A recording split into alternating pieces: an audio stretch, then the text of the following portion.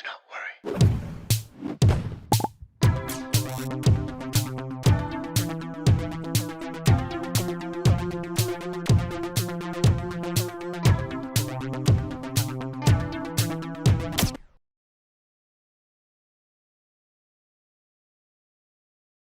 Howdy dooders, everybody. Welcome to a brand new Do Not Worry stream. I'm your host, Anthony, coming to you live from the heart of Lebanon in the 09. It is 8:33 p.m. this here Friday night.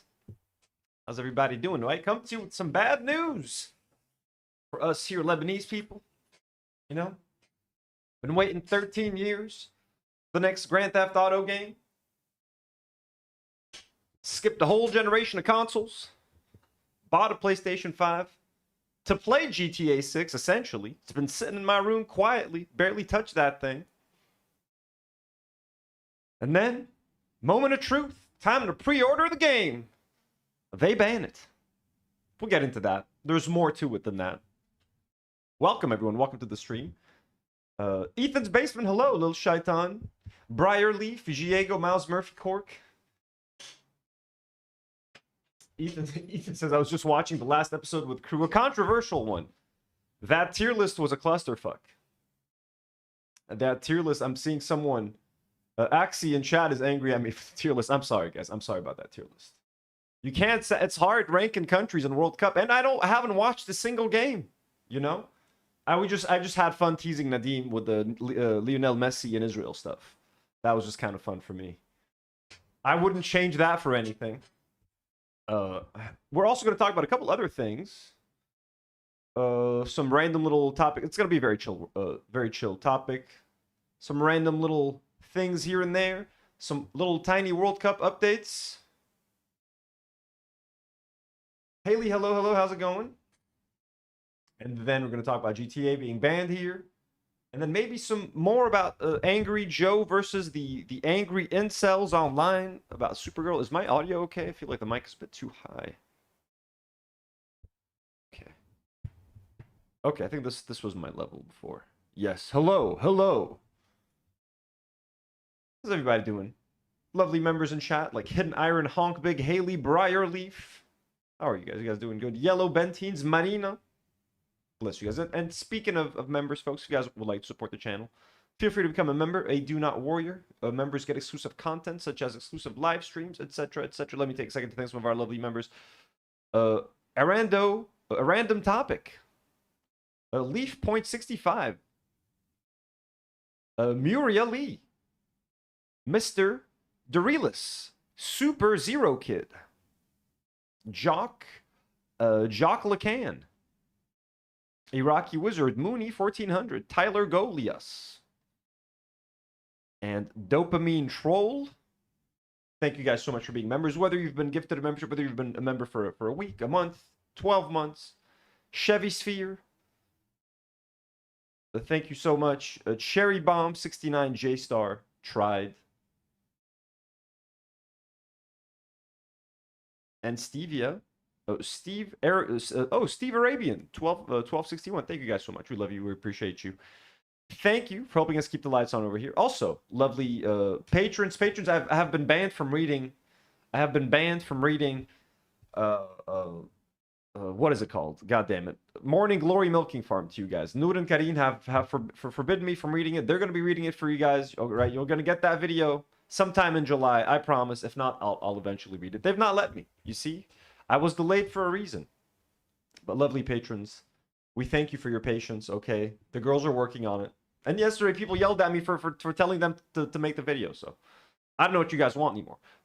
Got your patron, Lian Mujaber, superhero patrons, like Muhammad Mroue, Rana F, Maroon Bouslaymin, blonde patrons, Bahar, Matt Girsik, Nicolas Titwani, abductee patrons, Jesse Hyde, Monica, Jade, Jenna Jigglypuffer. Thank you guys so much. Death Wish Dina and Tusk fan booth. Also, you guys get exclusive content. And just a quick reminder, you guys don't need to be a member. You don't need to be a patron. You don't need to do anything to support the channel. Simply like the video, subscribe to the channel. That is more than enough. We love you. We appreciate you for doing that. You know what I mean? If you guys want to support us a little extra, hey, we'll love you a little extra. That's all we can say. Ooh, what just happened there? Also, if you guys would like to subscribe to my second channel, some might say this could have been a good live stream for the second channel. Tino's Playroom, where we play video games, build Lego sets, just nerd out, do some fun, chill stuff. That's what happens over there. Let me do a quick edit to the...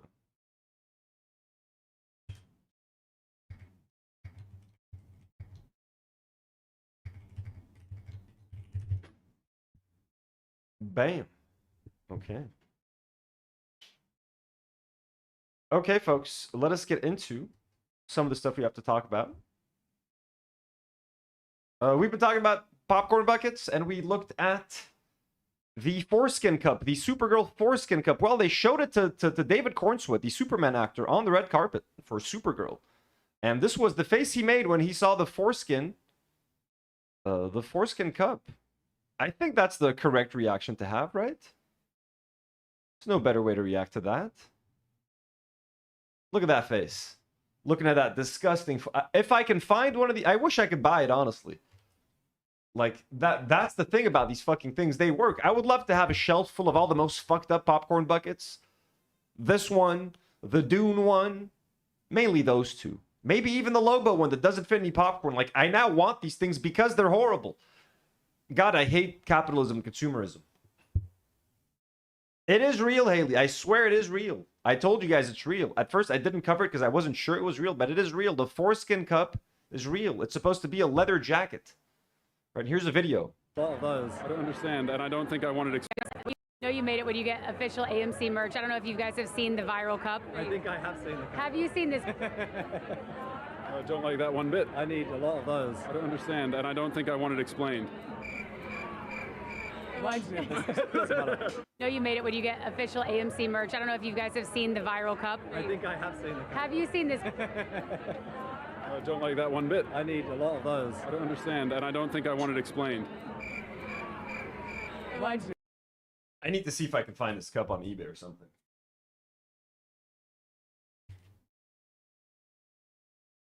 eBay, come on. I'm not going to show you guys my screen because I'm just going to write Supergirl Cup. We don't need more than that.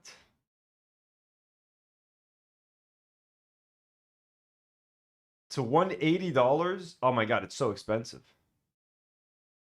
People have it, dude. It's $50. I can't buy that. Or should I? God damn it. Wait, what? Can I dox myself like this? Yeah, you guys can see my...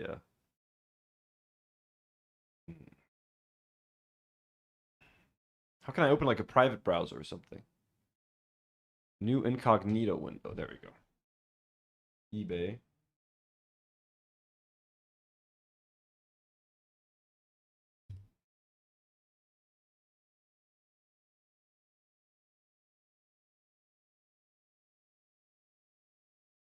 Look at that. $50, right? Oh my god, dude.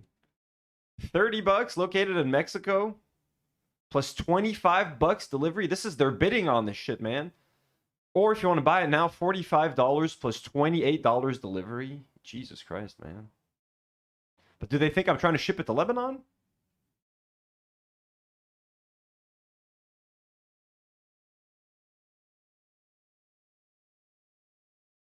This is a drink cup. This isn't even a popcorn. That's not a popcorn bucket. This is a drinks cup. Should I buy this? Like, this would be a great thing to have on set. Well, not these cups. These are just normal cups. I want the Foreskin Cup. How many of these does he have? Does he have a lot? Unused. It better be unused. It is kind of worth it, isn't it? I mean, just for the meme.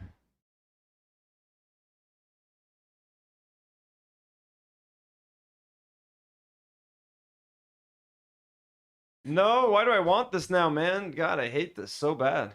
Is there a cheaper one? $50 and $40 delivery? What are we doing, man?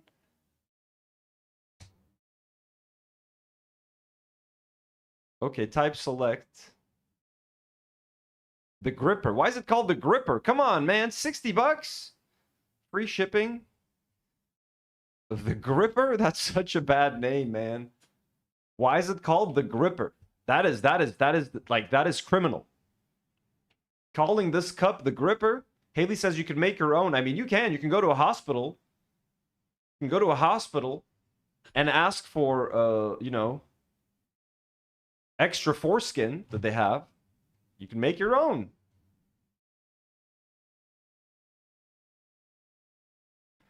Hello, I'd like the Supergirl Cup with gripper. Extra grip. Foreskin grip. Jesus Christ, man. That really is criminal. All right, I don't think I want to buy this. This is a waste of money. A waste of money. $100? What is going on?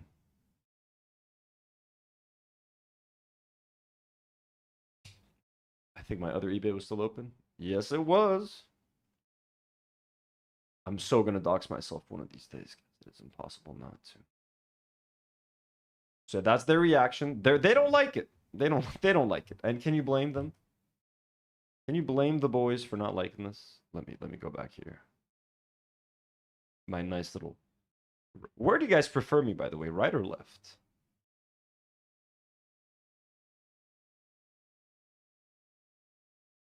Okay, this story. I need to know what you guys think. Should the trash can lady get fired? Let's make a poll.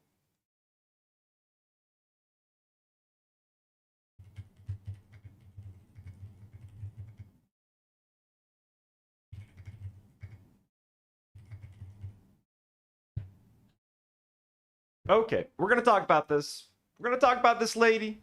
All right, I put a poll. Should she had gotten fired? First of all, this is what. So after the Knicks won, I guess people were going crazy in New York, right? Celebrating, having a good time, hooting and hollering. Okay, this lady might have taken it a bit far. Trying to take a real life, you know, collectible with her at home. She wants a real life, you know, memory.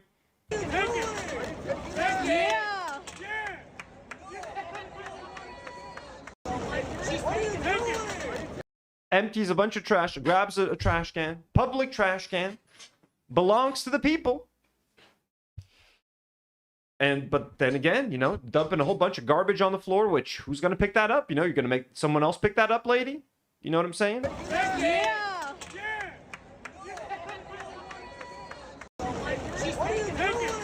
Yellow Bentine says, now that's a popcorn bucket. Oh, hey, I agree. Now that is a popcorn bucket.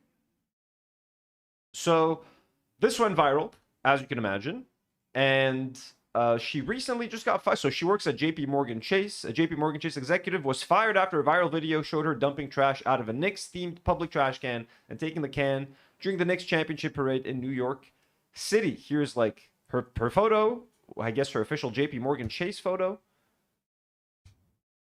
Breaking, the woman went viral. Identified. We don't need to identify the lady. The lady reportedly, JP Morgan fired her after the video of her got millions of views, and the firm confirmed today she is no longer with the firm. The poll so far, we got 10 votes. 60% of you say yes, she should have gotten fired, and 40% say no.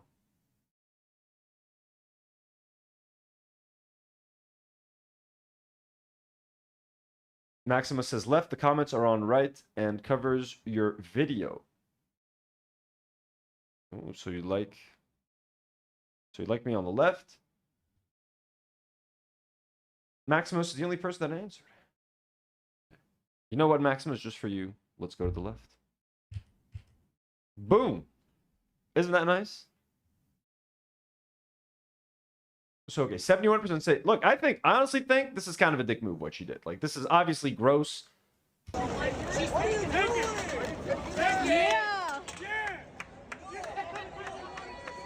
Now, here's what I think. Controversial take. Listen to me here. I think getting fired, that is not up to me. Like, that is up to her company. You know what I'm saying? Video went viral. One of your employees is now getting all of this sort of negative attention, etc., etc. It becomes a distraction from what you're trying to do, or it's putting more eyes on your company, which you're trying to avoid because you want to keep doing your criminal shit. You know what I'm saying? So the company parting ways with her, that's not up to me. That's up to them. They have every right to do that. You know what I'm saying? One of their employees is giving the company a bad name.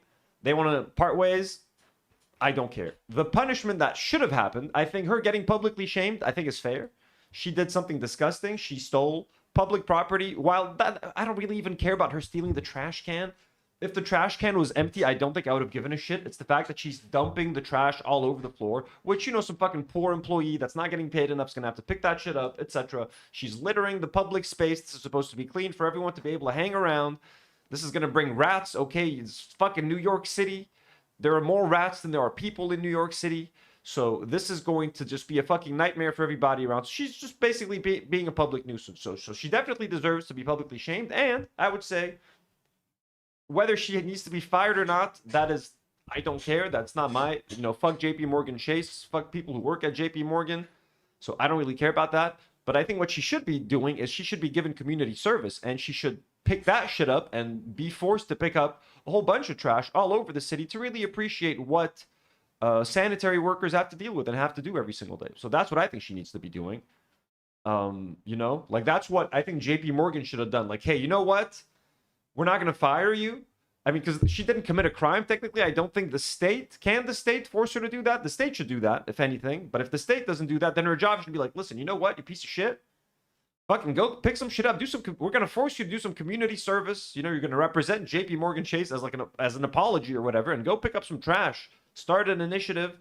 Do some trash pickups around the city. Go chaperone with some sanitary workers. I think that's what she needs to be doing.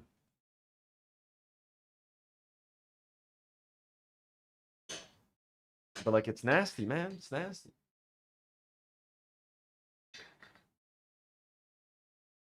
I don't think people are overreacting by like shaming this person. It's horrible. Obviously, some of the comments started like going for her looks or like being racist as well. Like, so that's all super like insanely unwarranted.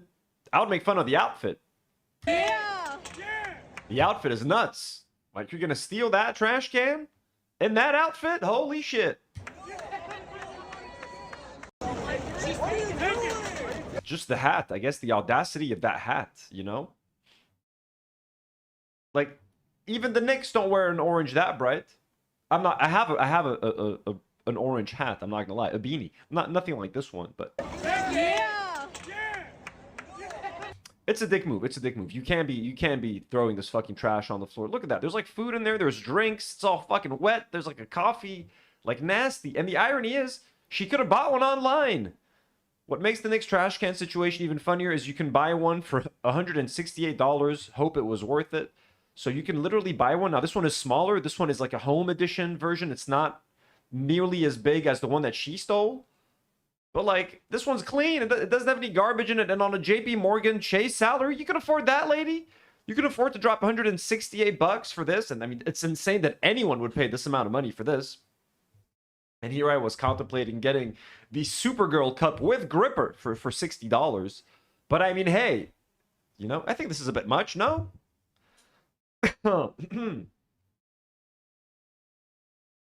K-Max says, hey guys, it's 40 degrees here. My brain has melted. K-Mac, remind me, you're in New York, right? Or in Jersey? All right, 1 second. Can you guys see the full screen? I think you should be able to, right? So anyways, crazy story. So people are torn on the firing. 64% say, I mean, it's mainly 64% and 36% say no. She didn't want a new one. She wanted a used one. I know, right? It's pretty nasty.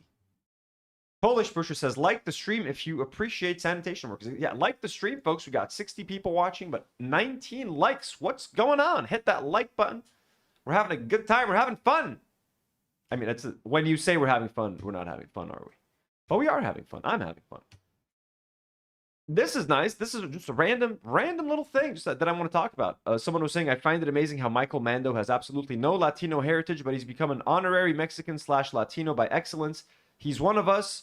Fuck it. With a Mexican flag. And they're just talking about, like, let chaos reign. Bane. So he's voicing Bane in the new Nightfall series, the animated Batman, and he's playing Scorpion in the upcoming Spider-Man movie. He was in Better Call Saul. He was, if you guys ever played Far Cry 3, he was Vaas. He was the main villain in Far Cry 3. He did an incredible job. I just found out this motherfucker is half Lebanese. Michael Mando, who's like Canadian, is half Lebanese. Isn't that fucking crazy? I love this dude, man. Michael Mando, Lebanese. His native language is French? What? Like me. Look at that. Michael Mando is a Canadian actor. He played Nacho Varga on AMC. Early life and education. Let's see. Mando was born in Quebec City on July 13, 1981. He was raised by his father and the second of three brothers. The family moved around a lot, living in more than 35 homes in 10 cities across 4 continents before he was in his mid-20s. Mando's mother is from Guinea, and his father is from the Ivory Coast. Mando spent most of his childhood growing up in Accra, Abidjan, and Beirut before returning home to Canada. As a teen, his native language is French, and he's also fluent in English and Arabic. He grew up wanting to be a writer and or an athlete. Talk about his dad being Lebanese, bro. Like, man, a Lebanese father. I think his dad was Lebanese, yeah. His father, whose family is Mroué, is from Lebanon. What? His family is Mroué? One of my best friends from high school, his last name was Mroué. Aywa, Michel Mroué. Habibna. Khayna. Anyways, yeah, just a big fan of this fucking guy. Literally, Vas in Far Cry 3 is still one of the most memorable video game villains I have ever encountered in my life. One of the best sort of motion capture performances ever done. Whether movie, video game, dude was fucking great. Yellow Benti says he's handsome. He's handsome as hell. He's super fucking charismatic. He did play a great Mexican on Better Call Saul. If he was Mexican, I can't remember. He was fucking incredible in that show. Such a great actor, has such a great intensity. Genuinely, I'm like, I fanboyed when I fucking found out that he was Lebanese. Like, I'm like, holy, I fucking love this guy. Like, he's, I would say, hands down, the most talented Lebanese actor out there right now in Hollywood. Like, no one comes close, I think, right? Remind me, someone throw a name out in chat. I think the dude is fucking incredible. Bob Bourne, how's it going? Salam from South Lebanon. Habibna Bob Bourne. Kifa Khay, hope you're doing good, my man. He does not have an Assyrian great-grandfather. Mexican character was Mexican-American. Awesome. Okay, that's what I thought. What a guy, man. I'm so fucking happy that we have this fucking guy out there right now. I know he doesn't, I think, talk much about, like, to be fair, I haven't seen a lot of interviews with the guy or anything, but the fact that he fucking speaks Arabic and French, fucking dope, man. Genuinely big fan of this guy. Super happy that his career has always been like on the rise. Like, it's also crazy. Like, when you see someone give a great performance in a video game, but you can fucking tell, like, through the motion capture, through everything, like, this is a fucking talented person. When I found out he was in Better Call Saul, I'm like, damn, dude just fucking got an upgrade. Then he landed a role in one of the Spider-Man movies, and now he's finally gonna be the Scorpion with a full-on tail and costume and everything. Happy, very happy for him. Very happy for the guy. Super talented. One of our best out there representing us. So, Michael Mando, I put out a tweet just being like, yo, man, big fucking fan of yours. But bro's definitely a legend. He's never going to read that tweet. He's never going to read that tweet.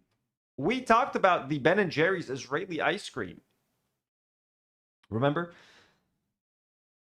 Look at that.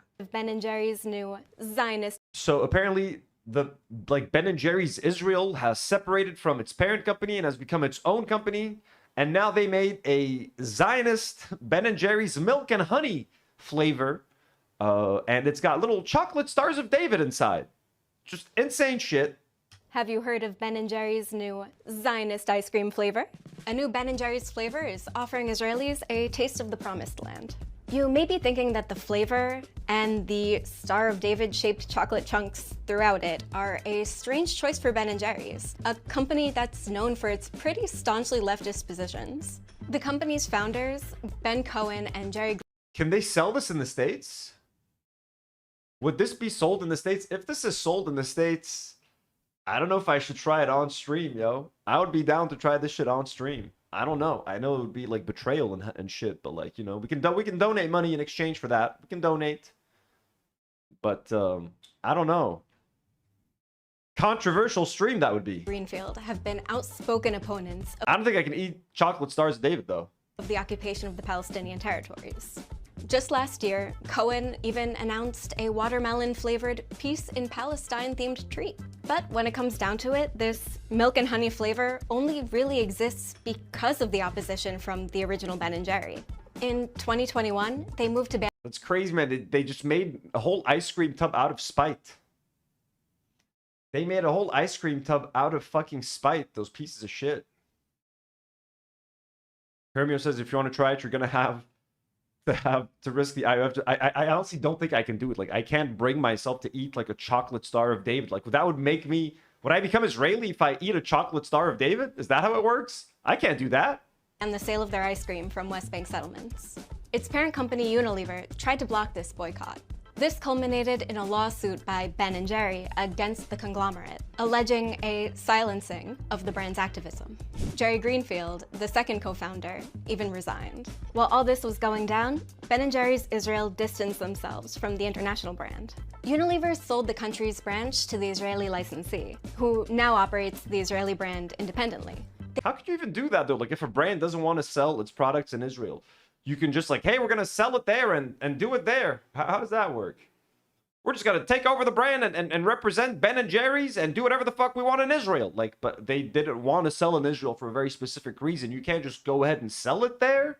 It's crazy that that's how it works. They keep the same recipes and raw materials as before. They just don't have any financial or business ties to Ben & Jerry's International.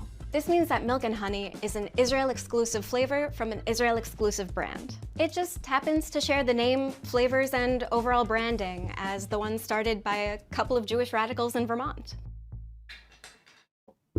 It's crazy, man. What are you doing? I'm about to take lactose pills. Everything that they stand for, they're just shitting on. And everything that they want their brand to represent, which is, you know, anti-imperialism and shit like that, they're like, fuck no. Here you go, Ben & Jerry's milk and honey with chocolate stars of David. Ooh, real quick, I just got to open a quick little link that I sent to myself. I forgot moments ago.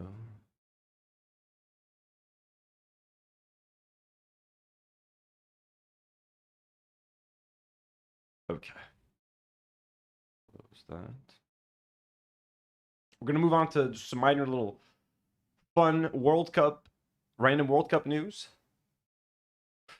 World Cup fans haven't been tipping in the United States, and restaurants are fighting back. This is from Dexerto. They're now adding 20% to bills automatically as visitors aren't used to tipping culture and staff had to explain it's expected. So here's an example of a bill, for example. Here's some Europeans celebrating in America, not knowing they're about to have to tip at a restaurant. And then here's a bill with an added gratuity of 18%, so automatic gratuity. Actually, the restaurant I used to work at a Lebanese restaurant in Northern Virginia called Almaza Restaurant, run by the chef Eli Frale. And when he had tables of like, I can't remember how many people or more, if it was like 6 or more, he would automatically add an automatic tip. He used to do so many things that would make the customers hate us, the fucking waiters, man. He used to have an automatic gratuity of like 20% or something as well if the table was a certain size or bigger. He would just force them to pay a tip, which they were going to tip anyways, man. But here, because Europeans don't have tipping culture, because I guess I don't know what waiters, if anyone in the chat is from Europe and has ever been a waiter or knows a waiter, please let me know. What are waiters paid in Europe? Is it like in the States where you get paid like peanuts and you get paid way less than minimum wage? When I've been a waiter in the States. I've worked 2 like minimum wage jobs in the States before I ever like worked corporate for a while, and then I moved back to Lebanon. I worked at a GameStop, so I got paid literally the minimum wage that was in Northern Virginia at the time, which was like $7 and like 49 cents or something like that. I used to get paid minimum wage at GameStop, and I maybe got a little promotion eventually, but like that's what I started with. And then when I used to work at the restaurant, I used to get paid like $3 an hour or something like that. It was crazy. Sometimes when the restaurant was kind of empty, I would end up losing money because I would buy a sandwich from the employees would get like a 20% discount off the sandwiches or something. So I would end up buying food, and I had to take the bus to get to work. I mean, it was a very short and cheap bus ride, to be fair. But like, you know, I would buy a sandwich, and then you work a couple hours, and then you barely make any money, or you lose money if you buy 2 sandwiches, you know? So it kind of fucking sucks. The fact that I think so. Okay, so K-Max says 15 euros an hour. Okay, that's good.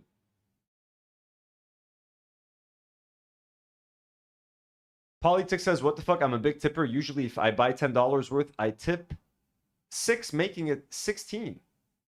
K-Max says American tipping culture is... look, I'm going to give you guys a hot take. I don't know.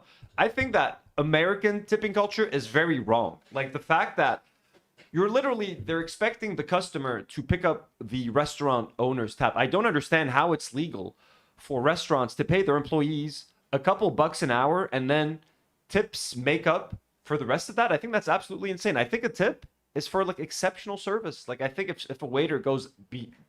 just, you know... They just do their job exceptionally well, and they're like, fuck, you're like, damn, this waiter really went above and beyond. Here's a little extra for your hard work, but like, you're just expected to tip. No matter what the service is, like, you have to tip. It's like, you have to. And I feel like that, I don't know, like, that makes going out and dining out already more expensive. Everything's getting more expensive. Inflation's fucking crazy. Food is more expensive at a restaurant. Ordering in is more, everything is more expensive. So you also have to pay like the guy's salary because the employer wants to pay him $3 an hour. Like, that's fucking crazy. Yeah, no, Polish. I mean, no, you have to pay it. Like, Polish says it's fucked, but if I don't pay it, the server suffers. No, exactly. Like, if being in the States, I would always leave a tip. I would never be like, I'm not going to leave a tip out of principle. Never. I'm always, I used to be a waiter. I used to depend on tips. So I understand. I always like to tip, and I always like to make sure that the person's taken care of. Of course, we tip in Lebanon. Even in Lebanon, waiters get paid shit.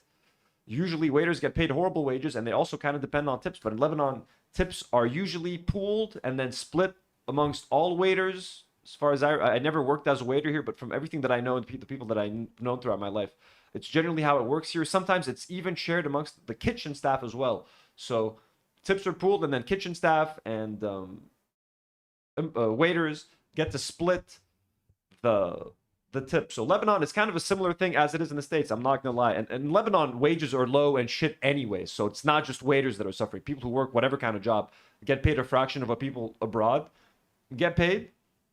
But I mean, tipping in Lebanon, like, you're not expected to tip as much, I would say, but like I love tipping. Don't judge me, but I am, like, it is weird, right? Like, for like, Europeans are coming from a country where their waiters are paid 15 euros an hour, so they're paid a living wage. And yeah, someone was saying that sometimes European waiters can be a little bit smug because they don't need to be nice to you to get that. Like, American waiters sometimes do feel like they're a bit too much. Like, hey sir, you're still working on that? Is that okay? You doing all right? Okay, they're very friendly. But sometimes they'll ask you if everything's going all right like 12 times. I'm like, lady, it's fine. We're okay. I'm enjoying my food. But they feel like they have to be constantly checking up on you and babying you, so you give them a tip. It's like, I'm good. It's, you know, so it's a bit of both.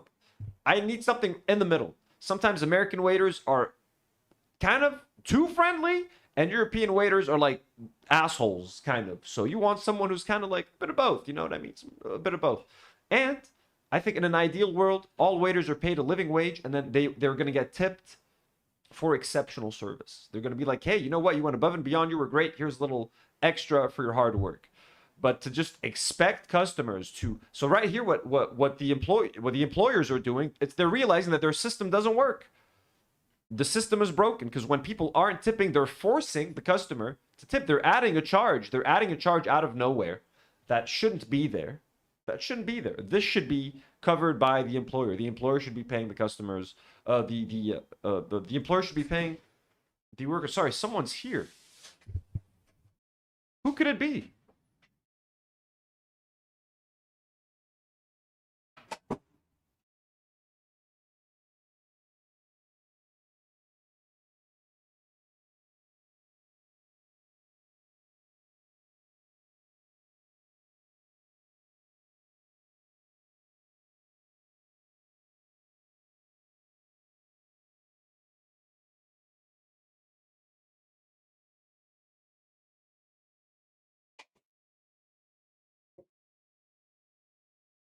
One of the neighbors.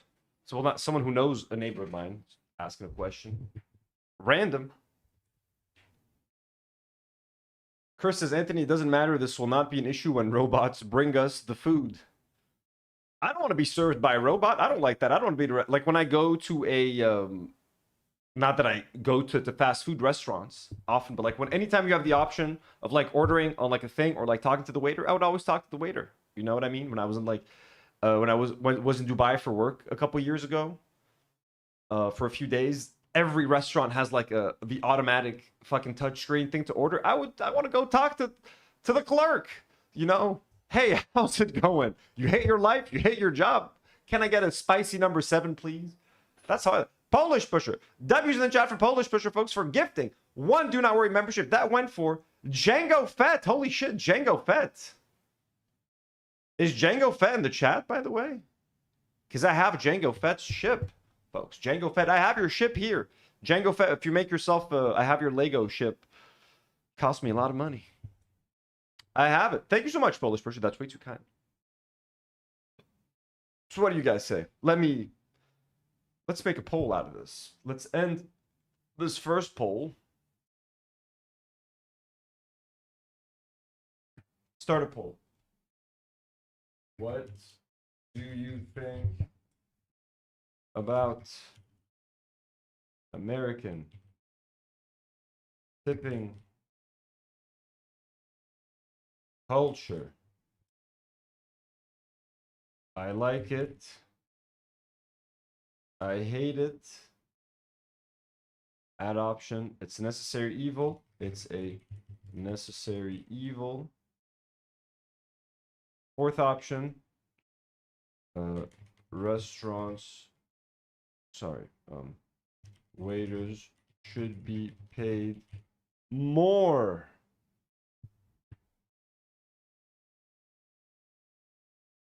Haley says, can you imagine a robot Hooters?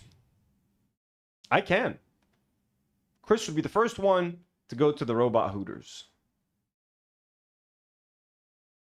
So we have, so nobody says I like it. Nobody, it's a bad poll. Bad poll.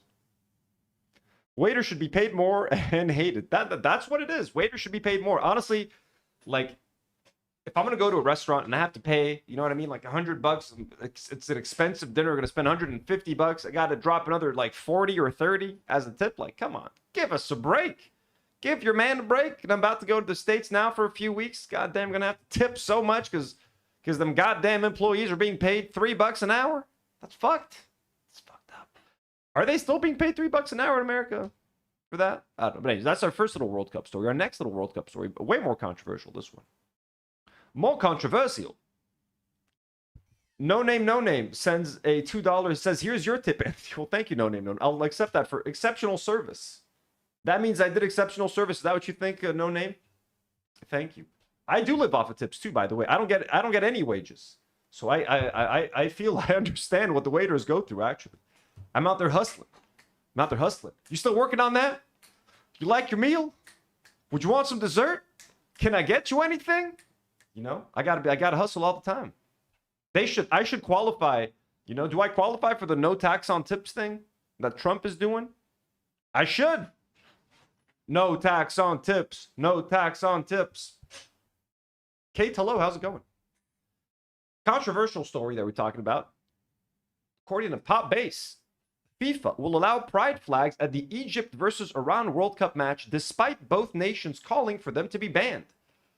The FIFA World Cup is an inclusive event that welcomes people from all backgrounds. Fans of all sexual orientations and gender identities are welcome at matches and events. So, Egypt famously, I'm sorry, please someone remind me the name. I forgot the name of the person. She's an Egyptian activist, young girl who killed herself. Like, for example, Mashrour Leila, a Lebanese band. I think they were banned from Egypt because of... because the lead singer is gay, and there was a young fan once there that like took out a pride flag somewhere, right, at a concert, and then she killed herself after that, and it was very controversial. I can't remember her name.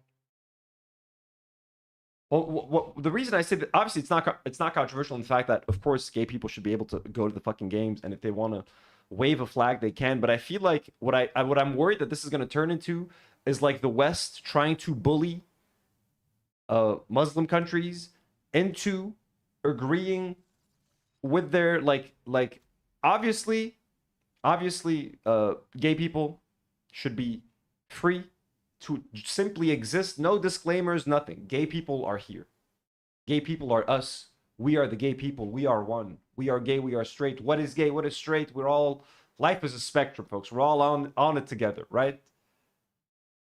The gays are here. All right? And it's Pride Month, by the way. Happy Pride Month, everyone. But also, you don't want to run the risk of like bully. Like these players are there to compete and play. The players are there to compete and play. So I just don't want this to turn into people taking pride flags just to wave them around to like spite the players, or to kind of turn it into Christianity versus Islam, or West versus Arab countries, or not Arab, because Iran isn't an Arab country, but like, you know what I mean? I just don't want it to turn into that. And I feel like it's starting to take on this thing, like the West, we scoff at these Muslims for not, like, I get it. I understand. You know what do you guys know what I'm trying to say? Does it make any sense? I just don't want anyone to bully anybody. But no, it's not bullying. Holding a gay flag, a pride flag is not bullying anybody. But I don't want it to take on the narrative of like, look at these primitive Muslims, and that's why we hate them, and that's why we're at war with Iran, and that's why we should do what we're doing there, is because they're so repressive, and they're so oppressive, and they're so this, and they're so that. So I don't like that. You know what I'm saying? I just don't want it to take on that narrative, and I feel like that's what it could be. And I feel like some people are going to want to go there. People who aren't even gay, people who might be anti-gay, just want to fucking spite the Muslims. And so I don't know. But if that would be kind of great if you can get a bunch of like Republicans who hate Iran to wave gay pride flags, even though they're homophobic themselves. That could kind of be a pretty great thing as well. Here's a little, report by Megaphone News. I think it's in Arabic, but I can read the subtitles. Let's see what it says. يتواجهوا بالقرعة اجى الدور على مصر وإيران.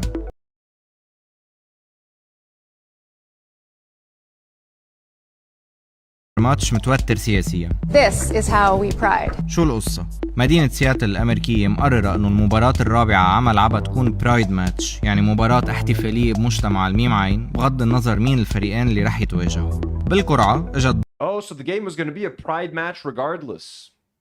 Okay. So it was going to be a match to represent. It was going to be a pride match regardless of whatever two teams ended up playing there. Okay, I understand. So Seattle was going to celebrate Pride Night regardless. And then the two teams that ended up being drafted to play on Pride Night were Iran and Egypt. Okay, I understand now. دور على مصر وإيران اللي دولهم بتسجن وبتعذب وبتعدم اللي بتتهمهم بالمثلية. الاتحادين ما سكتوا وقالوا انه هيدي الاحتفالات بتتعارض مع قيم مجتمعاتهم الدينية والثقافية، وطالبوا الفيفا تبقى على مبادئها باعتماد الحياد السياسي والاجتماعي. Okay, political and social. I mean, and look, and here's the question though as well, right? So they're saying that Iran and Egypt are asking to respect. Now, this is also the World Cup, and this is the coming of cultures and celebrating our differences. But here, the differences that are coming from Iran and coming from Egypt could be seen as they're excludatory, right? You're excluding a group of people. They're kind of being, God, what's the word? God, I can't think of the word right now.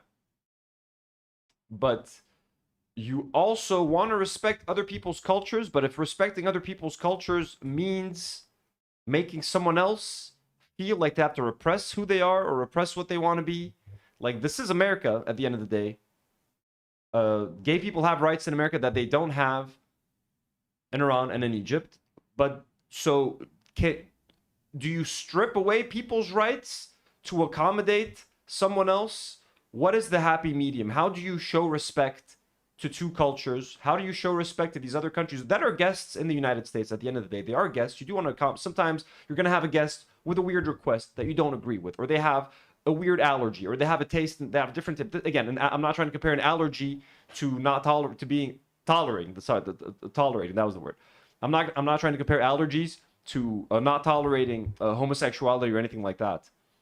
But I'm trying to see, where do we draw the line between accommodating a guest and still being respectful, trying to celebrate cultures and differences? I mean, I can make the same argument of maybe the States has to try to find a way to respect Iran and Egypt's demands, but can't Iran and Egypt also find a way to respect where the US is coming from, being that it's a place where gay rights are a thing? So I don't know. Kemak says, I don't mind including LGBT, but FIFA seems very selective on which human rights they like to support. That is absolutely true. That is absolutely true. Irene says, I have to say FIFA do be bringing people together. Me and my dude went to the city and we're in an Irish bar and my dude was the only Arab and they rallied around us supporting my dude's team. Oh, that's fucking awesome. But this is BS. Football does bring people together. I do have to say, like, it is fun when you're at, like, I lament the fact that I've not watched a single World Cup match. And once I get to the States, I think I'll do that because the ambiance is going to be a little bit more there because it's happening there and I'm going to have less to do. I'm going to be kind of chilling with my family. I'm still going to be streaming and working, but like it's going to be a slower pace than here. It's going to be semi-vacation. I just don't know how they're going to play this. Let's continue watching this. الفيفا لو بدها كان فيها تنقل مباراة مصر وإيران لفانكوفر وتحط محلها بسياتل ماتش بلجيكا ونيوزيلندا كونه بنفس المجموعة ورح تنلعب بنفس الوقت. بس الفيفا ما تدخلت وأعلام قوس قزح اللي كانت ممنوعة بمونديال قطر وروسيا رح ترفرف يوم الجمعة بملعب سياتل كرمز لحقوق الإنسان. Okay. Let's see if there's any like reports about that. On the tubes. Mustafa Jab sent the $2 dono, says, today I am gay. I have red hair. Today I am gay. I am... What else did he say? Today I am gay. I am black. I am Mexican.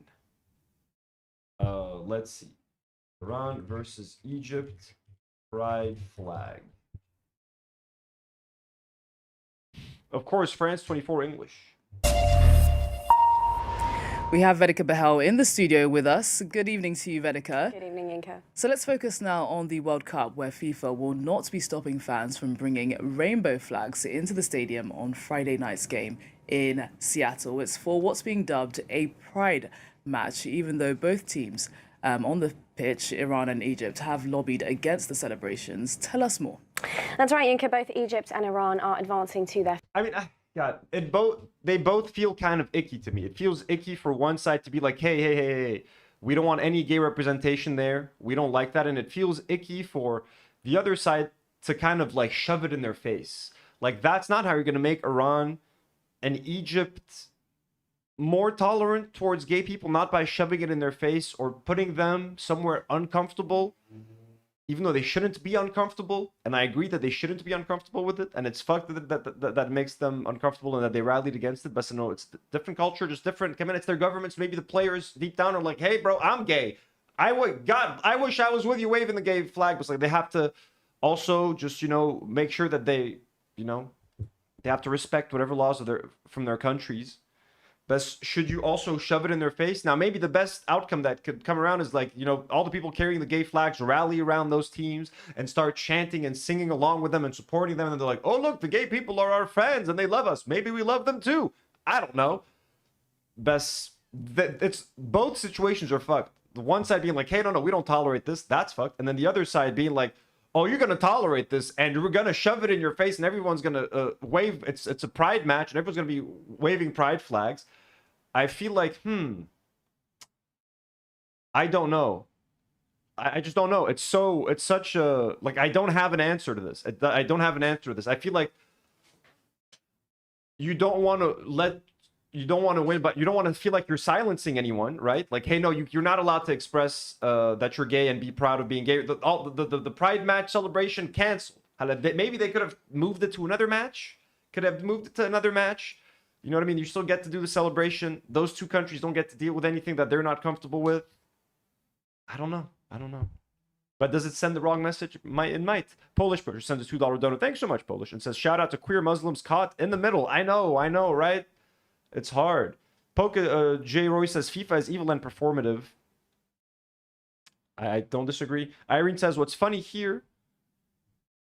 is they're making this taboo, but it's really not that serious. The teams will play regardless of the gay representation, and this will pass and be another game. Exactly, right? The fact that they're talking about it as well and making it a big deal. I'm just, but that's what I don't like. I don't like the argument like this is a backwards way for them to talk about Muslims and Christians. Muslims are bad. Look at Muslims are bad. They don't want to let us celebrate gay pride. It's like, just stop making it about that. Like, stop trying to justify your wars all the time. That's genuinely what it goes back to. It's just manufacturing consent to justify war and justify genocide and justify bombing Arabs. She, remember, they didn't let them wave the gay flags during the game? Fucking bomb them. Can you be gay in Iran? They'll throw you off a building. Final group game on Friday, but looming large over the match is unease over local pride celebrations. Now, since Seattle was confirmed as the venue for this particular fixture, the city's local organising committee, which is separate from FIFA, has been preparing to mark the occasion as a pride-themed match to coincide with the city's annual Pride weekend to celebrate the LGBTQ+ community there. Now, for these two Muslim countries, Egypt and Iran, where same-sex relationships are criminalised, it has been quite an awkward predicament since the pair were drawn back in December to play. Franklin Goodwin says there shouldn't be a ban, but on the other hand, I doubt many in the stadium will have pride flags anyways. Yeah, I mean, logically, you would assume if it's a Egypt versus Iran match, most of the audience should be fans of Iran or Egypt and or from Iran or Egypt. Now, a lot of people buy their tickets in advance, sometimes without even knowing who the teams are going to be, right? Doesn't that work like you just buy tickets for that date and it's like whoever's going to play is going to play? I think that's more for the second round matches and stuff like that. Some people will buy tickets to any game because they want to experience the World Cup, right? So I don't think anyone's just going to buy tickets there just to show up and like just wave the flags around. There might be a couple of flags. It's going to be fine. The players are going to play the game. They're going to move on. Someone's going to win. Someone's going to lose, or it's going to be a tie. And no one's going to talk about this. It's just the media trying to make this into Muslims versus Christians, the West versus Muslims in the Middle East, and look at our values. We can't coexist. Each other then set for this date. Now, both Egypt and the Egyptian and Iranian football federations have complained since to FIFA and demanded to halt any link to pride events, including the waving of rainbow flags in the stadium. Now, Egypt, in a statement back in December, said that it refused any activity relating to supporting homosexuality during the football match and that it goes against cultural values in the region. It also said that FIFA usually guarantees a neutral and respectful sporting environment. Now, Iran told... But again, like, yeah, but they can't be saying that. Like, it's supposed to be respectful. Having gay flags is not respectful. It's like, come on, shut the fuck up. You know what I'm saying? Like, come on, Egypt. You know, and I know the people of Egypt, the vast majority of them don't care, man. It's like the government and like they're trying to be like, you know what I mean? It's just fucking stupid. But yeah, Space Opera says, why should they silence queer people to make other people feel comfortable? Yeah, no, they shouldn't. They shouldn't. But it's just, but you also, but I can also flip that question around, Space. Like, why should they, in a way, like they're also, you could say they're silencing the Egyptians and the Iranians, but from having their opinion. But their opinion, in this case, is shit. That's where we agree. But I definitely, they should not silence anyone. It's just, I guess, an unfortunate thing because I do think that Iran, Egypt will get to a point where I think there will be gay rights, hopefully, and just full-on liberation and acceptance of gay people. I think they need to get there at their own pace. And I feel like if it feels like the West is trying to like bully them into it or shove it down their throat, it could have an adverse effect, and it might actually end up slowing progress down because they feel like they're being judged or mocked on the international stage, and someone is like trying to make a point or trying to make an example out of them, and I just don't know if that's going to have an adverse effect or if it's going to help. If it helps, fuck it, do it. You know what I'm saying? That's just where I'm coming into it. Polish Bush sends a very generous $5 donor. Thank you so much, Polish. And says, meanwhile, 10% of all trans Americans moved in 2025 to escape various anti-trans legislation. Every accusation is an admission. Yeah, exactly. It's not as if like the U.S. is all that gay friendly. They're always trying to strip rights from gay people, from trans people, from queer people, queer communities. They're always trying to make their lives harder. Obviously, gay rights are are at least kind of a thing in America, while they're not in Egypt or Iran. But it's not like they should be out there pointing the finger at anyone else. You know what I'm saying? But it's unfortunate that gay people are, if they're gonna feel like victims of this whole thing, it's obviously it fucking sucks. And I agree. Space Opera says their opinion is oppression of queer people. Pride is not oppression of Arab or Muslim people. No, exactly. It's not oppression. That's the thing. The Atlantic, which is the sporting bureau of the New York Times, that it takes the matter very seriously. It says that Iran and Egypt are two Muslim countries with deep cultural and religious commonalities, and the views expressed by both federations reflect the values and beliefs shared, Yinko, by the people of both countries. So what has FIFA said about this situation, Verge? Well, Yinka, FIFA told The Athletic that it is permitting rainbow flags at all of its World Cup matches this summer. It also says that it considers this World Cup to be an inclusive event and that rainbow flags and that any flags relating to LGBTQ+ gender identities are permitted under its code of conduct. However, FIFA's president, Gianni Infantino, has played down the idea of a pride match in an interview with a Swiss newspaper in January. He also sought to distance FIFA from the idea of pride festivities. Now, he said that he wants to clarify that there will be no pride match at the World Cup, that there will be a FIFA World Cup match in Seattle, and on the same day there will be pride events organised by external organisations at the same time, but it's nothing to do. Okay, so it's not like an official FIFA pride match or anything like that? Okay. With the match itself. He also said that this debate points out how polarised our world has become, and he says that FIFA is clearly and unequivocally against any form of... Haley says, hey, at least there will be colourful flags waving at a fuck-ass FIFA event. Who needs rights? I am gay. Today I am gay. So that's FIFA's take on the debate around this particular match. And this isn't the first time FIFA has had to navigate sensitivities over gay rights, is it, Vedika? I mean, there was also a stir about this in Qatar. That's right, and I saw a lot of social media users point that out, in fact, Yinka, as well, because for the 2022 World Cup in Qatar, another country which has laws against same-sex relationships, FIFA actually threatened yellow cards for any team captains that sported the One Love armband in support of LGBTQ+ rights. And FIFA... Really? And they're the ones... Okay, FIFA is the fucking devil. Look, here's our boy. I'm European. Actually, I am European. Not just I feel European. I think for what we Europeans have been doing in the last 3,000 years around the world, we should be apologizing for the next 3,000 years before starting to give moral lessons to people. Today, I have very strong feelings. I can tell you that. Today I feel Qatari. Today I feel Arab.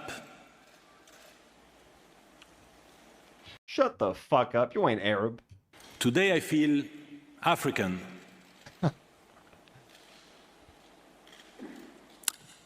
Today I feel gay. Today I feel gay. Today I feel gay. Today I feel gay. Gay. Gay. Gay. Gay. Gay. Gay. Gay. Gay. Gay. Gay. Gay. Hey. Most replayed. I love that it's a most. Today I feel gay. Today I feel disabled. I feel disabled. I feel gay. Today I feel a migrant worker. I'm a migrant worker who's building the stadium, you motherfucker. You knew what you were doing when you said build it in Qatar. It was the migrant worker, you fucking asshole.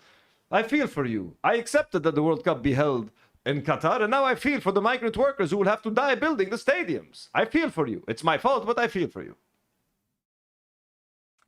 What an arsehole. What a big old arsehole. Ators with a dono says, why this whole thing smells like a false flag? Nobody really cares about LGBTQ on FIFA. The most ridiculous distraction in the world. Today I feel disabled. Do you feel disabled too? At the time said that this was against its rules against political slogans. Now, at the time, many Western teams expressed their frustration over the rules and the fact that they couldn't show their support for inclusion and LGBTQ+ rights. Ultimately, though, following Western backlash, Qatar said that all people were welcome at the tournament, although it did specify that it is a conservative nation. It asked people to respect its culture and asked people to avoid public displays of affection regardless of sexual orientation. But it is interesting how FIFA's position has evolved slightly, and that it's now greenlit rainbow flags in the stadium, even if it has specified that these pride celebrations are being organised locally and not endorsed by FIFA. Now, Seattle organisations, if we take it back to Seattle, where the game is being held on Fridays. Haley says it's a false pride flag operation, folks. So anyways, one more little random fun fact for the World Cup, a couple more. Donald Trump will be presenting the trophy to the winners of the 2026 FIFA World Cup, confirms FIFA president, the same president who is gay, disabled, African, Arab. So Donald Trump, folks, is that fucking crazy? What a way to fucking ruin it. What a way to ruin the whole thing. Epstein's best friend, man, fucking pedophile in chief. Are you fucking kidding me? Like, what a way to ruin this magical moment for whatever team ends up winning. You know what I'm saying? You're gonna achieve history, do something incredible, and bam, fucking Donald Trump there to fuck it all up. Nasty. Billy says Iran has to win. I think Iran's eliminated. I think Iran is out. As far as I understand, according to Nadim, I think Iran is out. But yeah, Donald Trump will be presenting the trophy to the winner. Disgusting. Ugh. I mean, hey, if Argentina wins, Messi's met worse people, hasn't he? He's got pictures with Netanyahu. Can't get any worse than that, to be honest with you. You know what I'm saying? Speaking of Messi, a statue of Lionel Messi was unveiled in Patagonia during the World Cup. Notice something strange? Maybe not in this angle. What about this angle right here? What about this here angle? Let me move myself a little bit. You guys can get a better look at this picture. Isn't this nice? Messi in his World Cup. Right between his legs. Look at that. Pretty nice, huh?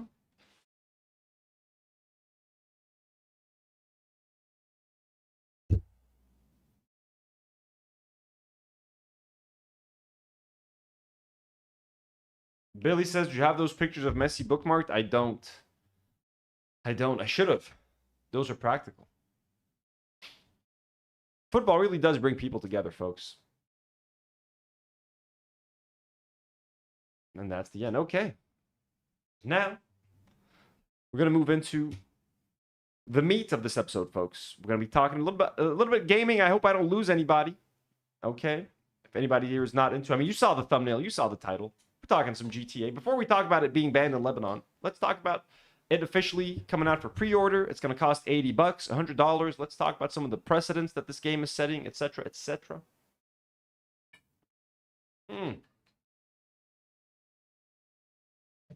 So, after 13 years of development and a budget between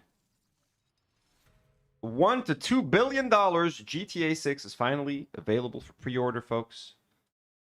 It is real. It's dropping on November 19th, 2026. Haley sends a $5 dono, says, yo, Messi got that Supergirl Cup. Yo, oh my God, Haley. No, don't put that image in our head. Thank you so much for the dono, Haley.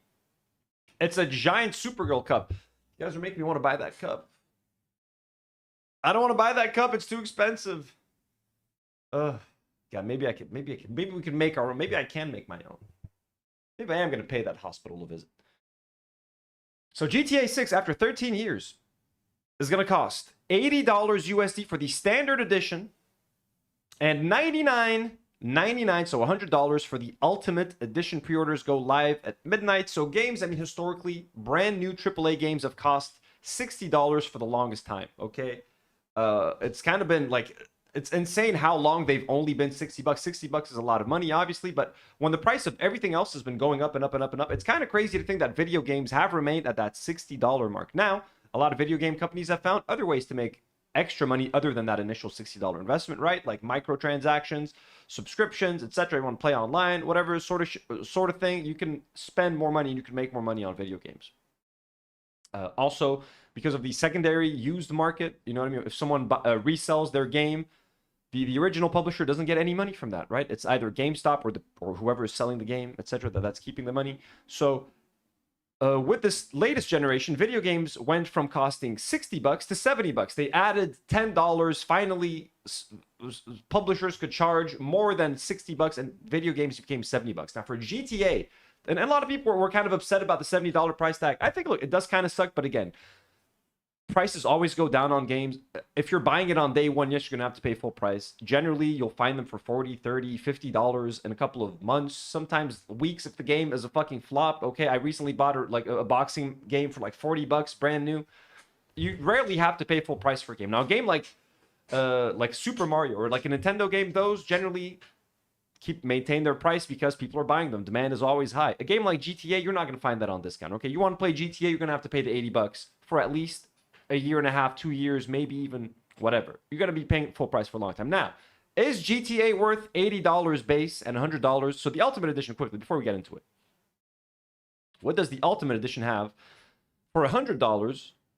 I mean, so for the most part, $80 should get you access to 99% of the game. I think what the Ultimate Edition is going to have access to is like some extra outfits, some extra cars, access to like a different clothing store. Like you're still going to be able to access clothing stores in the $80 version, but if you're going to have access to more customization, you know what I mean, for $100, you're going to have access to a different kind of garage, etc. It's just more stuff. I don't think really if you buy the $80 version that you're gonna lose out on a lot. So Ultimate Edition, learn more.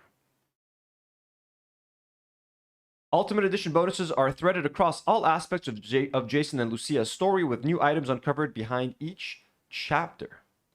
95, so you get this car, for example. That's pretty fucking dope. It's like a Ferrari type thing. You get these revolvers. Nice personalized variants of guns. That's pretty cool with your name engraved. Vice City style outfits. That's pretty dope. Whether poolside or side by side, Jason and Lucia can look the part with exclusive outfits, tattoos, and more. So, I mean, you're just going to get some extra customizations, okay, things to do for your characters. Jason's safe house vehicle, so extra cars. Ganado retro build, ride out customs. Sarah's unisex salon. So yeah, so you get a different kind of, an extra salon to go get haircuts. You can still get haircuts in GTA if you just get the $80 version. Okay, whatever. You get some extra boats. Look at all those. Dude, this looks incredible, man. I cannot fucking wait. But it's banned, so can I play it? Yeah, so different tattoos, whatever. Anyway, so should a game be $80? I think, listen. For GTA, folks, they could have charged $200 for this fucking game, and I would have paid it. All right? First of all, anybody complaining, it's $80, it's $100. Listen, motherfuckers. You've had 13 years to fucking save up for this shit. You're fucking adults. Most of you have work. Most of you have jobs. You've had 13 years. Save 5 cents a fucking month. You could have had the money for this fucking game. I don't want to hear anyone complaining. Okay? This is a game that you're going to be playing for fucking years. This is a game that they've spent $2 billion on developing. Okay? This is going to be the most detailed open world ever to exist.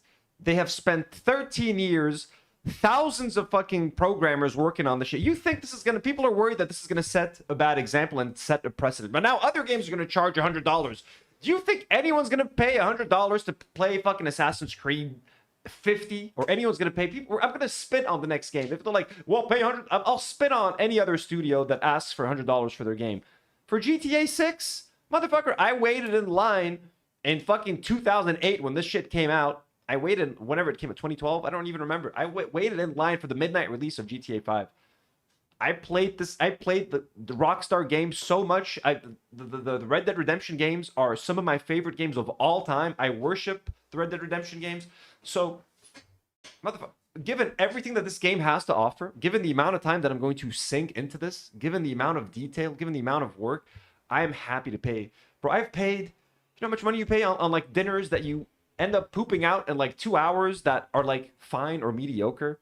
This is a game that is going to be enjoyed for years and years and years and years and years. It's made of the highest quality. Rockstar generally only release fucking bangers, literal bangers. So the fact that you're only getting this game, I'm sorry, the fact that this game is $80 and there are games out there like fucking Watch Dogs or whatever the fuck that are like 60 or 70 bucks when they come out. Are you kidding me, man? 80 bucks for this is a steal. And I'm gonna get the Ultimate Edition if I ever, if it gets unbanned in Lebanon. I'm gonna pay the $100, man. I don't give a shit. I want everything this game has to offer, even if it's just extra tattoos and extra cars. I don't even want to wonder, oh, can I go in there? Maybe I didn't pay. I'm gonna pay the 20. I've had 13 years to prepare for this game. Imagine it drops. I'm like, oh shit, it's gonna cost. People have been assuming it was gonna cost 100 anyways for like years. Like, what are they gonna charge? Because Rockstar can get away with it. They know the demand is there. They know the game is gonna deliver. They know people are gonna buy it no matter what. So I'm more than happy to drop a full hundo on this thing. I've never been so excited to drop $100 on a game in my life. You know, I'm always looking for discounts. I'm always looking for deals. I'm always trying to get like cheap deals on Steam and stuff. Absolutely. For GTA 6, I am happy to drop the money. I don't give a shit. Raimi says, no lie, I'm paying the 100. But I would have paid 200. I would have paid the 200. I don't give a shit. Jago says we just buy a physical copy in the States and send it to Anthony. Raimi says, I love GTA 6. I'm with Anthony. Let's go. Bobomb says, probably one of the few IPs that will get away with this. They are. I swear to God, if people are worried that this is going to start a negative trend and other developers are going to start asking for, like, you know who might be able to get away with this? Like Nintendo with Legend of Zelda. They might, because they already got away with it with one of the last Nintendo Switch 2 games, right? Wasn't it very expensive? Mario Kart, whatever, came out for like $80 or something. So I think that was, they already, so Nintendo might do this with Pokemon games, with Zelda games, with Mario games. They might try that, but very few IP can get away with this. Grand Theft Auto, they can get away with this. Any other game, trust me, if they try to release another game for $80, I'll be like, fuck you guys, I'm never gonna pay for this. I'll wait for the discount. I'll never do it. I won't do it. You know what I mean? I love getting, and now that I have Steam, you find games for $3, $5, like literal AAA games, amazing releases that were out just a few years ago. You can get those things for just a few bucks. Like, it's insane. So, but again, for GTA, I don't want to miss out. I want to play this game on day one. I'm going to stream some of it. I'm just so excited for this game. You know what I'm saying? So whatever this would have cost, I would have fucking paid it. I would have paid it. I pay hundreds of dollars on Lego sets that are built in like 15 hours. This is a game that I can play for 300 hours, man. Samsung says, by the way, pre-order is for 60 instead of 80. Oh, really? Now, what people are concerned about, and what is a fair concern, is that there is no physical copy of this game. The physical release is going to contain a code. Just a code, a download code. They're going to sell you a fucking box, but there's not going to be a disc inside the box. Now, I did hear that apparently they are going to release a disc in December. So in December, there's going to be a disc version, but at first, apparently they want to avoid leaks or whatever, so they're going to release a code. I also think that people that are worried that this is setting a precedent, I think the only people that can get away with this are GTA. People will do anything to play this game, okay? But no other game, like if God of War, if the next God of War is like, hey, we're only going to give you a code inside the box and you don't get a physical copy, people will spit on that game. They're like, fuck you, you're not that important, God of War. You're not GTA 6. We're willing to forgo a disc. We're willing to let you fucking do whatever the fuck you want to let us play this game. Not really, like, you know what I'm saying. But I think people are worried that all this shit is going to set negative trends. I think just this is a very unique situation. This is a unique... The fact that they're only selling it for 80, again, just think of other games that cost 60 bucks. Just think of other games that cost $60 and then look back and think that this game is going to be $80. The map is fucking massive. The amount of NPCs that are going to be walking around is going to be insane. You're going to be able to hunt, fly, boats, swim, dive, whatever, everything. This is a real life simulator. It's going to be crazy. Liv Shaitan says they don't want people to borrow. No, the biggest fear. So if they do, but that's the problem though. When companies do try to switch to digital only and no discs, people hate that because you want to be able to sell your games. I bought a couple of games. Like I downloaded Cyberpunk. I paid like $45 to download that game. Barely played it. I don't fucking like it. I wish I had the physical disc so I could just either give it to someone or sell it. Sell it, make 20, 30 bucks back, use that money on another game. The fact that I bought the digital game, it's fucking stuck there. I can never sell it. It's there. It's not a game that I like. It's not a game that I don't think I'm ever going to want to play again, right? So I don't like buying digital games generally. I'll buy a little cheap, like on Steam. Of course, they're generally cheap. They're on discount. You get them on Steam. You add them to your library. That's fine. PlayStation games, I like to resell them. If there's a game that I'm not playing, I'll bunch a few together, sell them, get a new game with them. But GTA, I'm never going to want to sell my GTA. I'm always going to want to play GTA, so that's not a game that I'm ever going to resell. So it's a safe game to have. So I don't mind buying the digital version. I would prefer getting the disc version, but I'm honestly not going to wait. Like, game drops on November 19th. I want to play this game on November 19th. I'm not going to wait till December for 2 or 3 weeks. until I can play this game. No, while the whole world has played it and etc. No. I have to. So unfortunately, I'm gonna have to buy the digital version of this game. Sadly, I would have loved to have the physical version with the map and everything, but I just can't. I can't wait the 3 weeks. Like, we've waited 13 years. I could get hit by a bus. I could die. I'm not waiting a single more day to play this game. Aitor with another dono. Thank you, Aitor. Says, Take-Two is going to make you buy this game 3 times just with like GTA 5. And there's no digital disc, but I'm sure they'll release this for the PS7. This is the unfinished product for PS6. Oh, they're definitely gonna release this 100 times. They're not gonna make another GTA game for another 10 years.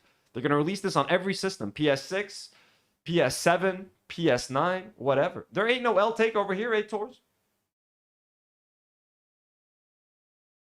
Kate from Canada says gaming is only for the 1%. It's becoming that again now with RAM being limited and with everything being more expensive. It's gonna become unattainable eventually. Consoles are gonna become more expensive. The Steam machine is $1,000. PlayStation 5 went from $500 to $550, and now some retailers are expecting PlayStation shortages because of the high demand for GTA. They're expecting PlayStation and Xbox shortages that can't keep up with the demand because of high RAM costs.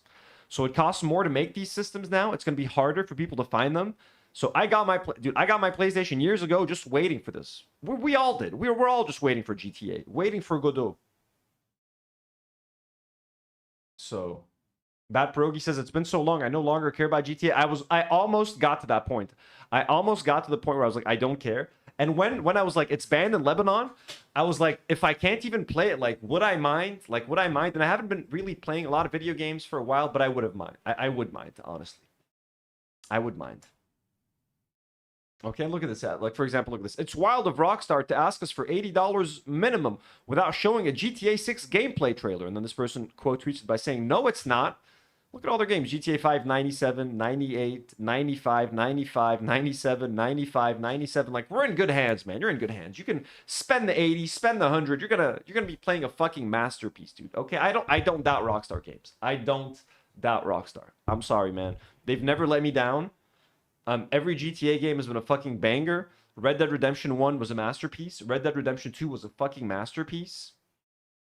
It came out 8 years later. I thought I never thought Red Dead Redemption 2 could live up to expectations. It fucking did. Ever since then, I would never doubt Rockstar. After RDR and RDR2, like, God, what games? And I'm actually excited to replay Red Dead Redemption 2 someday. Maybe on the PS5 or on the PS6, like because I don't know if they'll make a third one, but a beautiful fucking remastered version. My God. Yeah, the only Rockstar games that aren't like bangers fully are the Max Payne games, right? LA Noire, which Rockstar published and helped finish. It was a Team Bondi game, even though I love LA Noire. But yeah, it's not like a banger, but it's one of my favorite games. Let's watch some game ranks. So we woke up and Rockstar finally dropped some substantial details about Grand Theft Auto 6 pre-orders. It seems like we finally know how much this game is going to cost at launch, the confirmed release date, and some details about what it will contain and the nature of the game's Dudio Studios. Of course, I've played RDR1, one of my favorite all-time games. Surprisingly packed Ultimate Edition. Some of this stuff is pretty nuts, and there's a lot to talk about. I don't know if it's all necessarily a good thing or a bad thing yet, but it's definitely more than we expected. Yeah, Bully is a masterpiece as well. I fucking love Bully. Expected to see. So it's me, Jake Baldino, today. Let's just dive in. This is a big news story. So here's the gist. The pre-orders for GTA 6 are going to start June 25th at midnight local time, and the price has been confirmed as being $80 US. So after all the talk, all the back and forth, this is officially an $80 game. That's the baseline price, while the Ultimate Edition is selling for $100 US. Rockstar has also confirmed that if you have the Standard Edition and you want to upgrade it to the Ultimate Edition, you can pay for that upgrade separately at any time. And while normally that would just be a bunch of uninteresting stuff like a digital art book or half a soundtrack or a skin or something forgettable like that, this time Rockstar is seemingly locking major game features behind the Ultimate Edition, which I guess gives it more value, but also just does not sit well with us. We'll get into everything that'll be appearing in the Ultimate Edition soon, but right now, I just want to focus on some of in theory, I don't like paywalls. I hate paywalls. I hate microtransactions. Now, this isn't going to have microtransactions. It's just, hey, if you want to enter there, buy the Ultimate Edition. Again, normally I hate this shit. It's been 13 years. It's GTA 6. This is what I'm saying is unpopular. Pony up the fucking cash. This is unlike anything else. Let's fucking party. Let's celebrate. People spend $85 on like an MMA fucking pay-per-view event. This is thousands of fucking artists laboring for 13 years making a fucking masterpiece. I think we're lucky to only get it for $80, even $100 for the Ultimate Edition. I think genuinely we are lucky. Like, you know how much it costs if you just want to rent, if you just want to pay a subscription fee for Streamlabs. Okay, I use Streamlabs on this website. When you guys send a super chat, you get the Streamlabs animation. You know, if I want to just subscribe to Streamlabs, 1 year subscription for Streamlabs, so I can get different themes for this fucking account, is like $189 a year. Just to subscribe to Streamlabs Ultra. Insane. $189 a year. $200. Do you really think I would get $200 of value from like different themes for like super chats? Now, I would love to change these fucking themes, but it's like $200 for a subscription. $100 will get you probably one of the greatest video games ever made. So in this case, I don't want to sound like a fanboy, but like I am making all the exceptions. Other details that were revealed in a press release that we all got sent, like, you know, the major websites and YouTube channels and stuff, they all but confirmed that GTA 6 Online will not be available at launch, as they say that GTA 6 will feature a, quote, single-player experience when the game launches on November 19th for PS5 and Xbox Series X and S. If you pay attention to Rockstar, Von Gut says, give it a few years when GTA 6 becomes subscription only. No, so GTA 6 Online is going to be subscription only. I don't play online games. I'm not into, so I would never pay a subscription fee for like a game or something, unless it's something that I had to play. I like a single player game, so when I get GTA, I'm getting it for the single player experience. I don't think I'll ever play GTA 6 Online. I don't have time for online gaming. I like the single player story mode, getting immersed, getting invested. I'm not against online games. I just don't have the time for it. You know what I mean? You gotta work, gotta stream, gotta build Lego, spend time with loved ones, Demi, etc.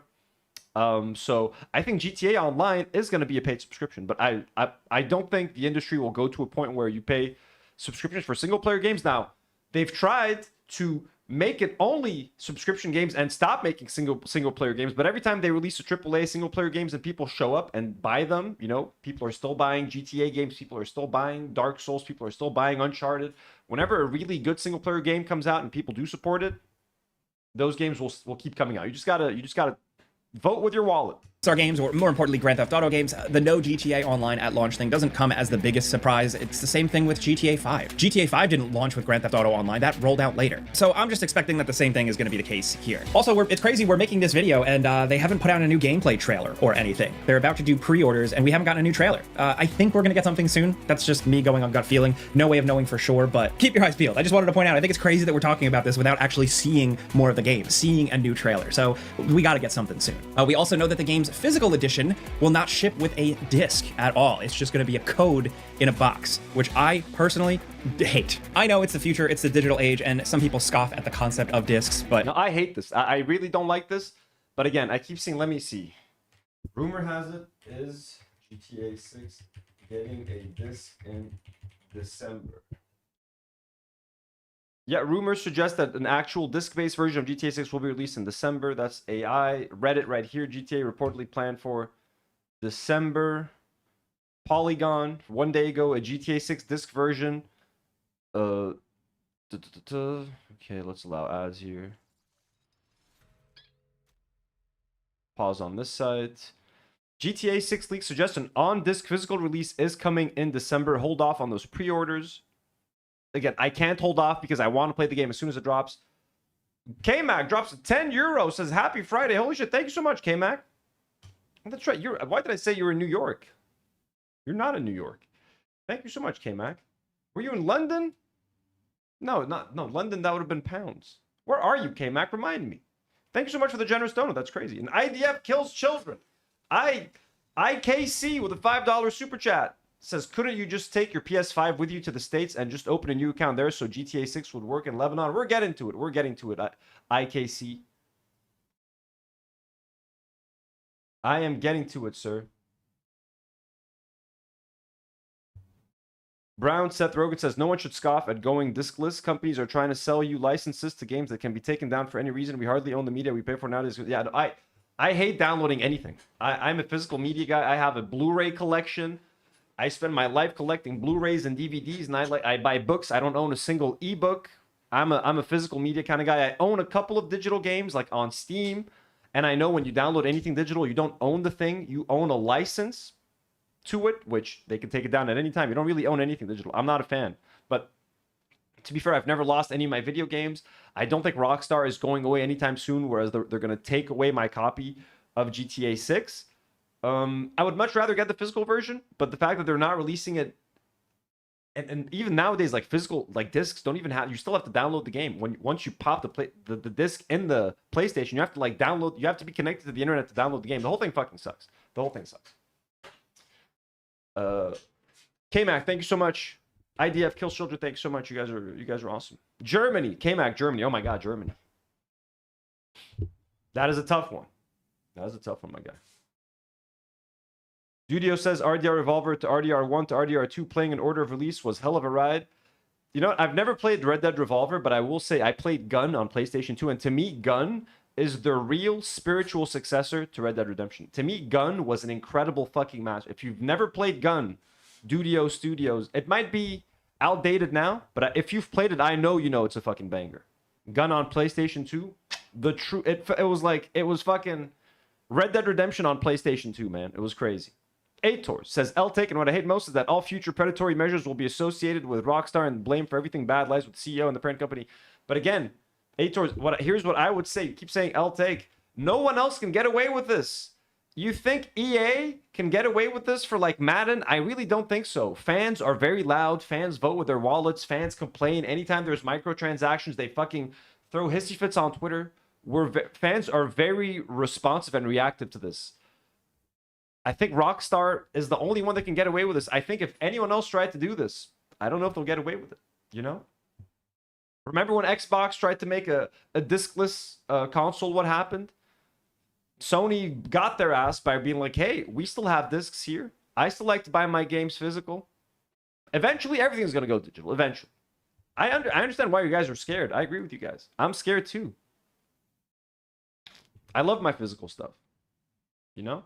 I'm from Europe. We're all from the same generation. You know? But we gotta... Things are moving in another direction now.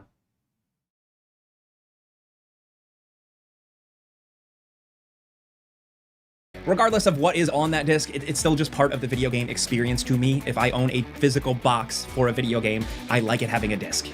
Selling a box and a code is the dumbest shit ever. The old-fashioned. You're probably gonna hear a bunch of other grandpas like me complain about that. I think it's valid, but it's worth mentioning because it's not just some like random game doing this. It's Grand Theft Auto 6, probably the biggest game launch in history. It's going to change trends. So if they do this, I'm curious to see what the future looks like for physical boxed games with discs inside them. Now for the Ultimate Edition, which Rockstar's website describes like this, quote, sees every... I completely understand this concern, but again, I think no one else will be able to get away with this. I mean, maybe like if you think Insomniac's Wolverine game, people want that game, right? I think if they announce like, hey, we're gonna sell it, but they even put out a tweet like, hey, there's gonna be a disc for Wolverine. I think these publishers, for the most part, are in tune with what gamers want, and companies that are just out there for the bucks usually eat shit, right? How many games have been made that are like ripoffs of another popular thing, and they just want your subscription dollars or whatever, and they're not going to get it. They're not. Gamers are very savvy. We're savvy shoppers. We're savvy. We're very vocal. Gamers are extremely vocal about what they love and what they hate. And already, if you go to any Rockstar post, people are complaining about the paywall. People are complaining about the $100 edition. People are complaining about the discless thing. They are being very vocal, and I'm sure Rockstar, but Rockstar can afford not, but they're the only ones who can afford not to listen. Again, they're the only ones. You know how many billions of dollars GTA 5 generated in revenue? GTA 6 is going to be no different. So Rockstar can live off of this one game for the rest of their lives. They don't need to make a single other game for the next 10 years. Rockstar will literally be fine. Everything this massive world has to offer with the GTA 6 Ultimate Edition, an exclusive collection of premium vehicles, weapons, apparel, and action around every corner. That's boilerplate stuff. It's marketing, I get it, but listen up. This is where it gets interesting, guys. Quote, Ultimate Edition bonuses are threaded across all aspects of the character's story, with new items uncovered behind each chapter. This version of the game includes... Chris says, gotta go France versus Norway. Enjoy the stream. Enjoy the game. Special vehicles like the 95 Grotto Cheetah, which the Rockstar website describes as, quote, available to punctuate later stage action, which must mean that it doesn't become available until the late game, I guess. There's the Hawk and the little Morgan revolvers and personalized variants of Jason's Girardi. Aitor says, when did a FIFA or Madden game drop price in 9 months?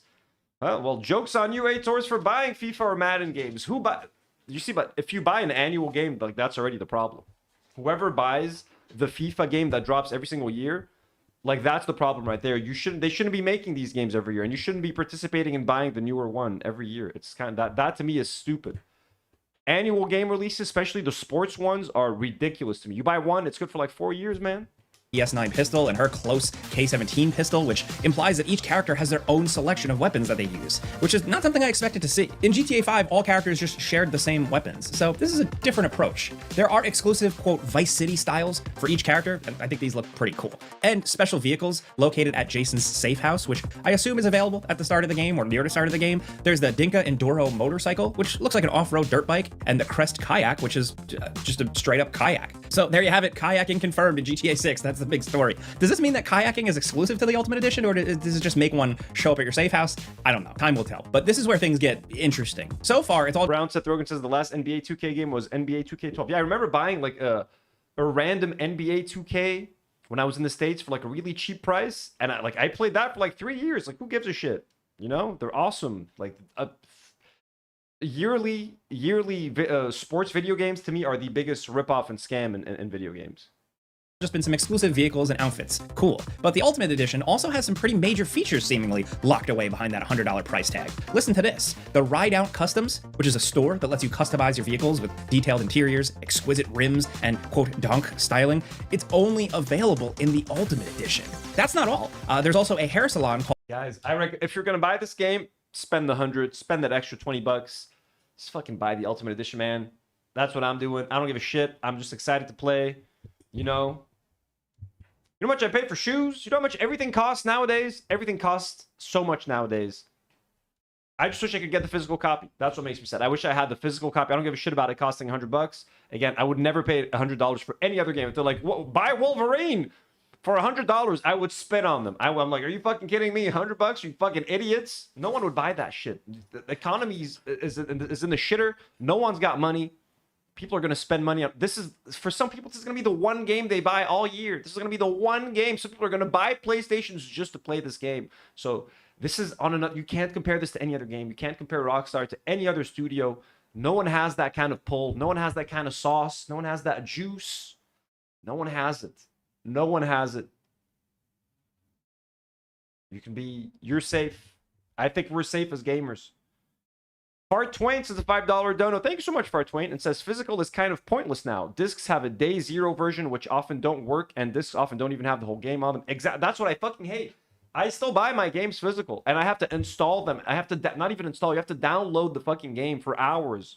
I'm like, what is even the point of having the disc? I guess I feel good having the disc, but like you can't even play the game without that initial download, without signing online. So if the company still wants to disable you or stop you from downloading the game, the disc can be useless. It's fucked. It's fucked. It's fucked. Days of the PS2. That's what I like. Jago says gamers.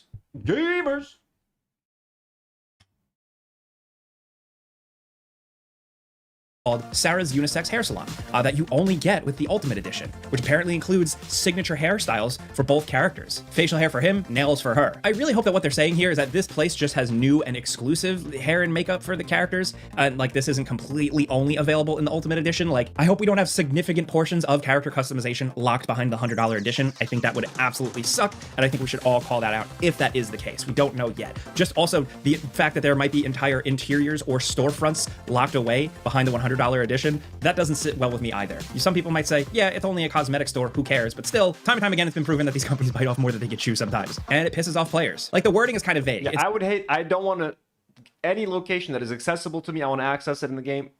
I'm not going to let 20 bucks, you know what 20 bucks, again, you know what 20 bucks gets you nowadays? A fucking cheeseburger and fries that you eat in 15 minutes. I'm going to spend that hundo on GTA 6, which is going to give me at least 100 hours of fucking fun and entertainment and engagement. 100 hours for 100 bucks? Nothing costs that anymore. Video games are actually probably the cheapest deal in entertainment you can get. It's the most, and when you get a game on discount, it's the most bang for your buck you can imagine. I got the Lego Lord of the Rings game, which I beat in like 12 hours for like $4. Was it like $4 or $5? Hours and hours of entertainment for a few dollars. Even go to the movies used to be cheap. Now go to the movies, let's say the movie ticket is like $10 for 2 hours. That's horrible compared to $100 for 100 hours. That's, you know what I'm saying? What I'm saying? Video games, while expensive and $100, again, think of the average price of a video game is $70, and you can still milk a $70 game for 500 hours. Okay, so we're gonna get to the banning. Let's get to Lebanon. Seems like there's going to be other hair salons available, you know, not just one behind blah, a... blah, blah, blah. Okay.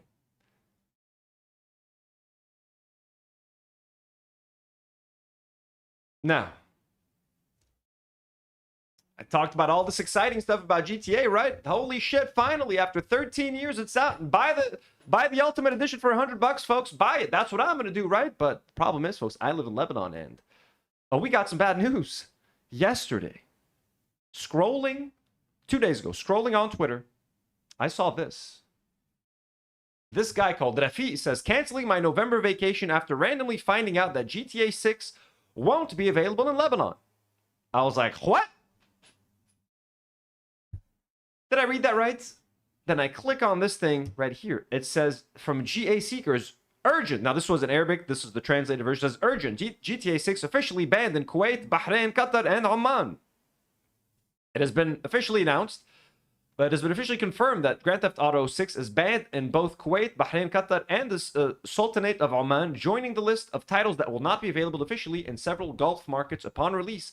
The decision means that the game will not be available through local digital stores or official distribution channels in the mentioned countries, which will deprive players from purchasing the game directly from authorized stores within these markets.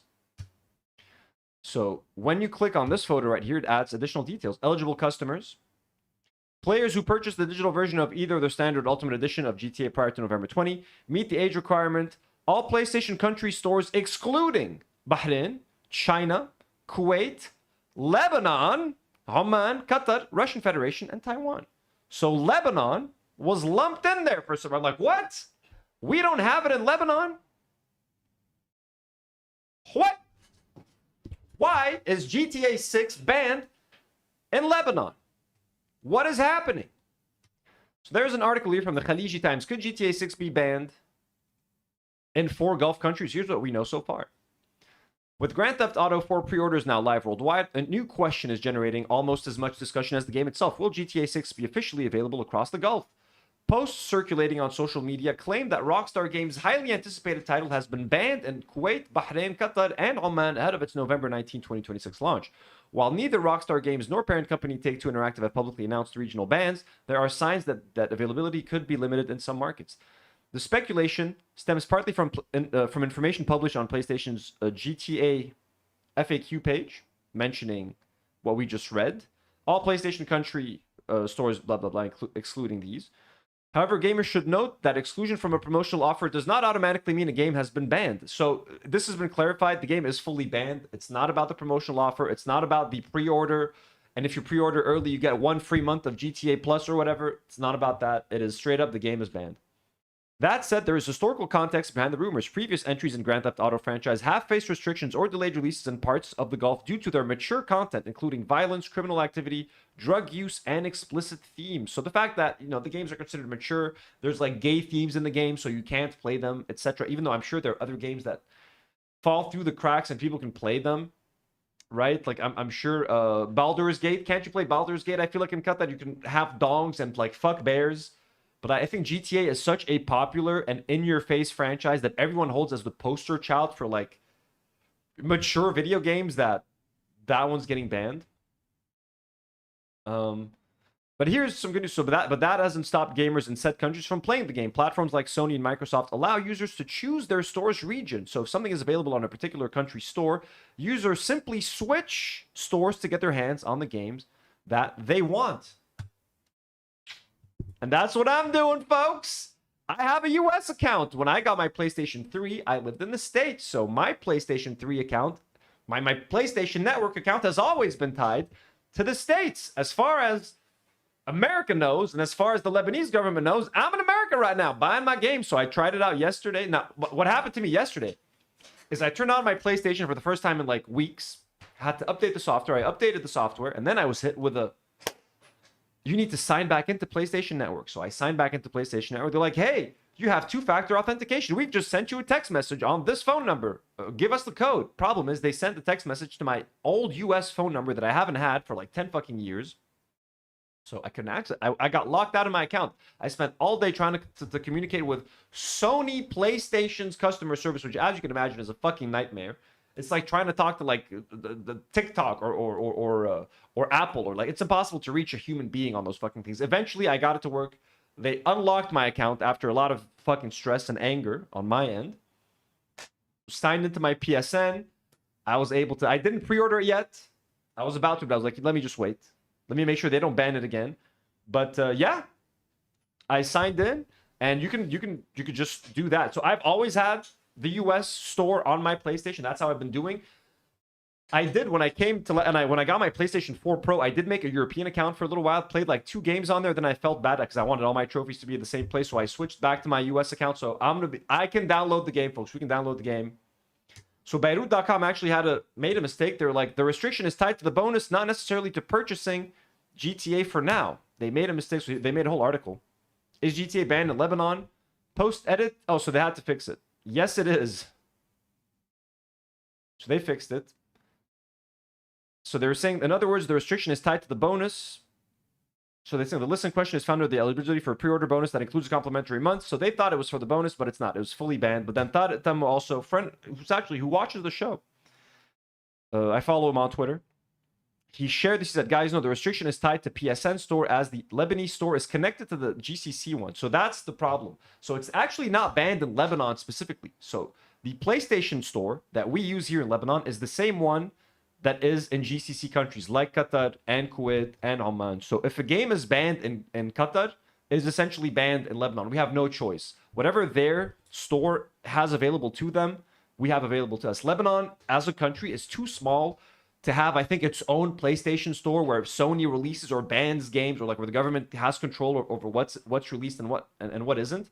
Too small a country, they don't care. So we have to follow regionally another bigger market. So in this case, we're tied to, I believe, Qatar. So if Qatar decides to ban GTA and it doesn't have it on its PlayStation Network store, we use the same PSN store as Qatar, so it's automatically banned here. This is not a case like when Lebanon bans certain Steven Spielberg movies or Gal Gadot movies because Steven Spielberg donated money to the IDF in 2006, or because Gal Gadot is in the IDF. Sometimes Lebanon makes very Lebanon-centric decisions. They banned like The Nun, the horror movie from a few years ago. They're like, we're not releasing The Nun. It's disrespectful to religion. Random decisions like that. This is not one of those. This is just like a technicality.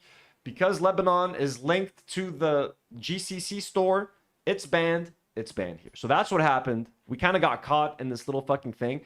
Now, a lot of people are going to see the news and think that it's banned, and they're going to be like, oh shit, we're fucked. But there's a workaround, like I said. So Tada is sharing, like, the workaround is creating a US account, buy US PSN gift cards available at Nino Store. By the way, Nino Store, I've been to Nino Store. It's a shop in Hamra, really renowned gaming shop. I got my PlayStation 4 Pro cleaned there. They did like a deep cleaning. They replaced my thermal paste and all that. I remember they did a great job cleaning my PlayStation. My PS4 Pro used to be very fucking loud. And then when COVID hit and I was playing a lot, I'm like, this needs to be cleaned up. They cleaned the living shit out of my PS4 Pro, did a great job. So apparently you can just take your PlayStation over there. They'll fucking hook you up. I know that they'll even download games for you. Like, people can go drop off their PlayStations. They'll make accounts for you. They'll download games for you using their network, using their internet, because a lot of people have shitty internet in Lebanon. Lebanon is a very accommodating country that finds workarounds for gamers. So yeah, apparently you just go to Nino. And by the way, when you call Nino Store, the welcome message was recorded by like his son when he was a kid, and it's the same thing. It's like, well, أهلا وسهلا بكم في نينو ستور محلكم المفضل للألعاب. It sounds like the cutest little boy. So you go there, buy PSN gift. So they have US PSN gift cards available. You buy them from Nino and you download it from your US account, and all good. You can even play it using your Lebanese account after downloading it from the US account. Go to settings from US account, users and accounts, other console sharing and offline play, enable. So you can even, once you download it off your US account, play it on your main account and get all the trophies. So and an extra workaround from Tada even says this, look, Lebanese peeps trying to pre-order GTA 6 and want to set up a US account, use a California zip code. When you sign up, some states have higher taxes, so this helps avoid extra charges. Then you can pre-order with a digital wallet code that you can get in Lebanon. Enjoy. So not only can you download it, you can even lie about where you live and put a California zip code apparently and pay. So when I went to pre-order it yesterday, with tax, it's $108 actually. So I wonder if I use a California zip code, how much lower that would be. Haley says you can drop off your originally $60 games and Anthony will give you $3 and a coupon for a Funko Pop. At GameStop, that's what I used to do. I used to rip people off. But again, it's not me. I scan it and the system tells me the price, Haley. Don't be like those customers. I used to get the thing. I'm like, ooh, pink. System says your game's worth 7 cents, bruh. You want it or not? By the way, don't forget to sign up for a power-up card. You want to pre-order GTA? So yeah, so don't worry, folks. It is technically banned in Lebanon, but you can play it. Okay, you can play it. You can play it. You can play it.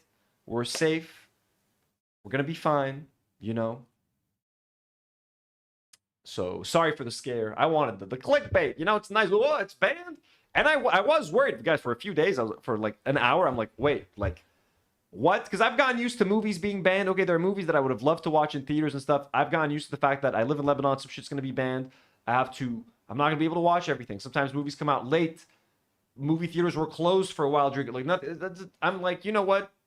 And that was a movie. So for me, as a movie lover, that was hard for me to accept. I've gotten over it. But I was like, I don't think I can like not play GTA, right? I don't think I can get over that. I need to play GTA.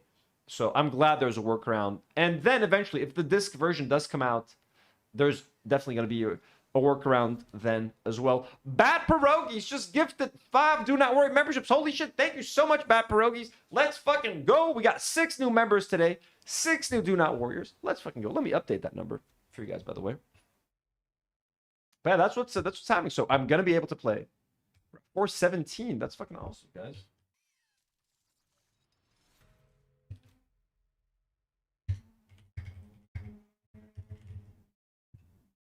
So I will be able to play GTA. And I think I'm going to end up pre-ordering it. The only reason I didn't pre-order it was like, what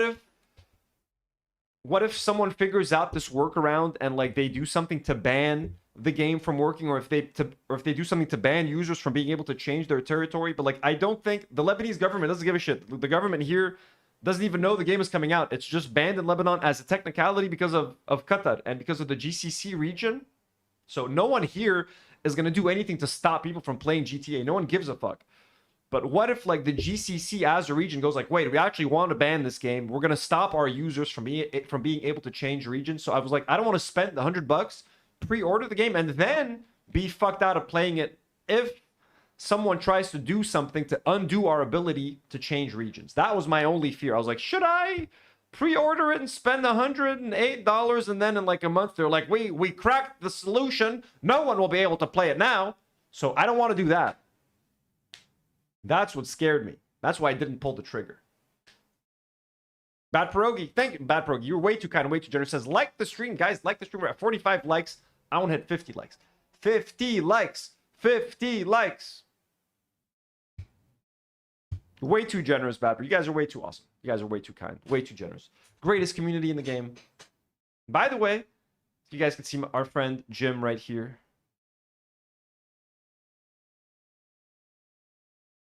Our boy Jim is right here. The money that we raised, the money that we were able to raise, folks, during Jim's memorial stream, I have sent it over to one of Jim's good friends to help pay, to cover Jim's burial costs. So, W's for everybody in chat who donated. That was the money we had raised to help care for Oliver in case he needed any money to be transferred to be with Jim's friends or family. Oliver is with family. He's safe. He's being taken care of as far as we know. 2 thumbs up with Oliver. He's doing great. So we always said if that money is needed for something else to support Jim and for any reason, so that money is gone to support Jim. I'm going to keep in contact with his friend. If they need any more money, maybe we'll do another little live stream and try to raise more money for our friend Jim. But we did that. We came together as a community. Everything that we raised, Jim would be so happy, would be so proud. And as far as I understand as well, like there is sort of like there are funds to cover funeral costs, etc. but everything that gym had right now is kind of like stuck in limbo. Their sort of the assets and everything, because of like family and illnesses in the family, etc. That just hasn't been figured out yet, but they will be taken care of for the funeral and everything, thankfully, you know. But just for the burial, that whatever, you know, money that was there or assets are still kind of have not been released, so they're not able to use that money for the that's why they're kind of having to depend on donations and stuff for the burial. But otherwise, they should be good to go. But we're going to be following up on all of that. Not a single day goes by that I don't think of Jim. I'm sure the same goes for you guys as well. Yesterday, Nour was here for the first time in a while. I got to give her Jim's books that he sent. So it was also nice getting to open that. I still have the box, you know. I'm never going to throw away that cardboard box. I still have 3 copies of Jim's books that now everyone who he sent copies for here has a copy. So now I have 3 extra copies of Jim's books. I took 2 copies for myself. I got to find the perfect place to distribute those books, to spread Jim's love and poetry and work. But yeah, just wanted to share that little update with you guys. And just another thanks for everybody who donated as well, you know, obviously. Our boy Jim definitely appreciates it, and we appreciate it. And his friends and family appreciate it. And all his friends and family, by the way, I think at this point know about us and know about this community and all of you guys and stuff. So that also brings a big smile to my face. Ba-bang, ba-bang. Okay. Should we talk about... We have a bit of time.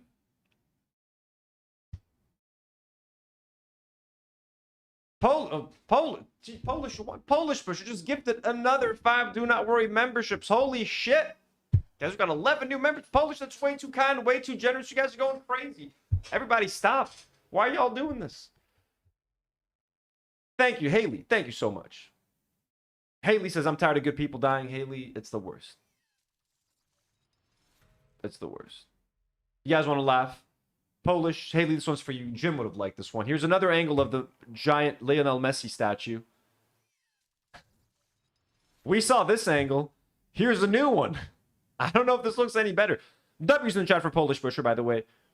Mooning Werewolves, Sir DeBoben, Justin Watts, DeBing, all became members now. Thank you so much, Haley. Polish. Haley for the message. What would Jim D. Dukers do?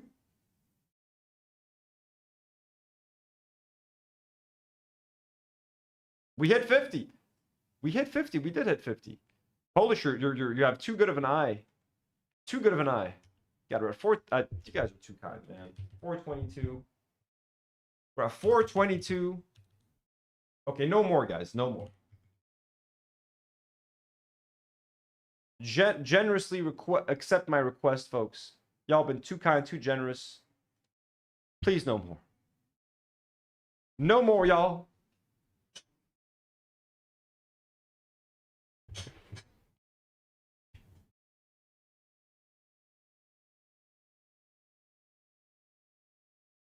Okay. One more thing that we can talk about today. I don't want to take too long. There's a Reckless Ben update, but it was with Brandon Buckingham, so I don't know if I feel comfortable watching that. Maybe I can watch it on my other channel, but I don't want to know Brandon Buckingham on this channel. We ain't doing that. Okay? We're not doing that here.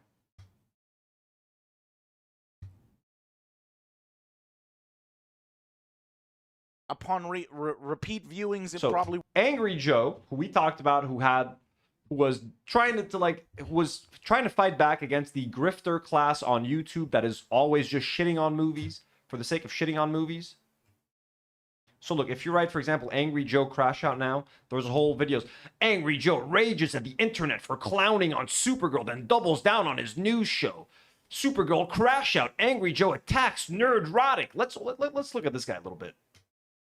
Supergirl hasn't even arrived at the theaters yet, and the online meltdowns are in full. This is the guy who had the meltdown about the pronouns. Remember when what is it, like StarCraft? Not StarCraft. Fuck. One of those games came out. It was like, fucking pronouns? They're making us choose pronouns? Swing as people are big mad that nobody cares about this film and nobody wants to see this film, particularly people like Angry Joe, who makes a living from checks notes. Oh no, Angry Jose, because Joe's is Puerto Rican. Jose reviewing stuff and therefore influencing people's decisions on purchase. Anyway, I'm going to try and get through this video without melting because it's scorching here in the UK and I'm already building up a massive sweat. Temperatures have already managed to reach 15 degrees Celsius. I'll get my coat. Supergirl is arriving at theaters this week. Media, there's nothing marketing. That's Haley, that's the guy. Fucking pronouns, fucking gender ambiguity, fucking current day us. Stop current daying us. That's been a driving force of this campaign. In actual fact, I think the trailers have been objectively terrible. And the marketing, the interviews with Millie Alcock. The sad thing is, like, yeah, the movie does look bad. The trailers did look kind of shitty. The movie does look generic. But that shouldn't give people the right to just shit on a movie. And who gives a fuck about the movie? But like, they're like shitting on the actress and like calling her ugly and like being fucking bullies and pieces of shit online. And just being extremely toxic. I don't give a fuck about the movie itself. But just prejudging a movie based on perceived wokeness, or if someone answers a question at an interview, they just fucking, like, this whole culture, they've ruined the culture of like online commentary and talking about movies, and they're influencing these like young kids who look up to them and watch their fucking content, who everyone now thinks like these fucking idiots. Have been nothing short of a laughing stock, essentially attacking everybody who she can, who's part of a target demographic. Christian males, straight males, you know, the kind of people who make up the vast majority. She's attacking Christian males, straight males. Almost, she attacked them by saying that, what did she even, she didn't even say anything, dude. Of the superhero audience. But you can't teach a dumb bint new tricks or something like that. I'm not quite sure how. Oh my god, dude. This guy makes fucking thousands of dollars doing this, by the way. Thousands upon thousands every month. The saying's going, but it is driving certain people on the tinterwebs absolutely mad. And you know what? I'm licking my fingers. Time to milk these cows. Ooh, actually, that's a bit gay. But it's Pride Month. So a few days ago, this. Oh my god, dude, it's so easy to be in like an edgelord online. It's so easy to do what they're doing. Dude, I swear to god, part of me wants to do like a Stephen Colbert type of parody show. A Stephen Colbert where I just like do everything they're doing with like a little wink and a nod. Like, you see how dumb this is? Oh my god, dude, he can't. Like, it's gay, it's Pride Month, it's kind of gay, proud milk. Like, everything. They got to make fun of the gays. Quick, defend the Christian white man real quick. Make fun of Pride. Like, the whole thing, dude. It's so easy doing what they do. It's like the same 5 talking points that they have to keep repeating over and over again. It doesn't get old. God, it's so funny, man. Brew puts up this clip from Millie Alcock on the red carpet talking people out of going to see Supergirl at the theater because she's not smart enough to navigate around clear bait questions from partisan interviewers. But that's just by the by, and don't worry, we're going to see the clip in its full context. So they think she's not smart enough to be able to maneuver these questions asked on the red carpet. Hey, who gives a shit what she answered? What does this have to do with the movie anyways? If you're excited to watch a movie or you're not excited, like, what does a red carpet interview with the actress even... But they're just looking for a reason to be upset. It's not about the movie. It's not about anything. So Angry Joe was just trying to fight back against, like, hey, why don't you guys wait to watch the movie before judging it? Like, why aren't you sick of doing the whole... She's the next Rachel Zegler. We hate her. She's against men. She's against, like, just stop it with this bullshit. Judge the movie. If you want to hate the movie for being a shitty movie. Just like Angry Joe did. He didn't like the movie. But that's not enough. You have to hate on it leading up to it. You have to say that it's an insult to men. It's an insult to straight men. Momentarily, because context is key. Now, friend of the channel, Angry Joe, he didn't like this at all. He took massive exception to this. Not just this clip from Disbrew, but Gary from Nerdrotic, Geeks and Gamers, etc., etc. Yeah, the Avengers of Incels. The Incel Avengers. Because the man who makes a living from reviewing things, aka influencing people's decisions on a purchase. Now, you don't have to have a qualifier or a disclaimer saying, oh, I'm other people's audience, 133k, 176k, 290. This stuff is going to piss people off. because you're shitting on men. You are shitting on men. There's no denying that whatsoever. You're trying to belittle it. You're trying to say, no, we don't want that kind of heterosexuality, but we will push this other narrative about her sexuality. It's just nonsense. Nonsense. And she could have easily have just sidestepped this and said, it's just so exhausting. These people are just so exhausting at this point. They've really ruined talking about movies. But look, so Angry Joe dropped his review on his YouTube channel. Okay, Supergirl, it's a flawed mess. He didn't even like the movie. He was just trying to defend it and be like, listen, just stop it with these fucking narratives and judging her on a 6-second question interview during Pride Month where she just literally didn't fucking say anything. It doesn't matter what she says. So he reviews the movie, doesn't even like the movie, and then puts this comment. He says, to all of Nerdrotic's fandom menace brigading here, we predicted Supergirl would have problems before its debut. We predicted it would likely fail at the box office multiple times in our trailer reactions. Go out and see Supergirl said at the end of one video, in which we said all those things beforehand because we wanted to see a Lobo film. I also said go out and see Superman in 2025, a film so many of you hated with a passion. Y'all thought it was woke trash. Lol. I also said go out and support Black Adam, another bad film, because I wanted Henry to get another shot he deserved. My audience has the context of what go out and support a film means. They know our review is always on the way with our brutally honest opinion. You don't. Unlike your grifters, we don't decide a film is worthless or a failure based on LGBT interviewers before we see it. We judge in our final review. We don't care if an actress says she could go both ways, which is why I tweeted at your masters that shit doesn't matter. And they got butthurt to send you here about it. It's not even in the film. I was right. The LGBT interview hate, the mocking of Millie's appearance by online weirdos on X, fuck all that. Millie was right there too. Why do female lead hero films trigger Christian avatar dads on X to post disgusting shit, which these guys encourage about her appearance, while they teach their daughters to do the opposite? It's weird shit. 100%, by the way. These supposed good Christian men are just out there making fun of a woman's appearance like on Twitter because they don't like a fucking superhero movie.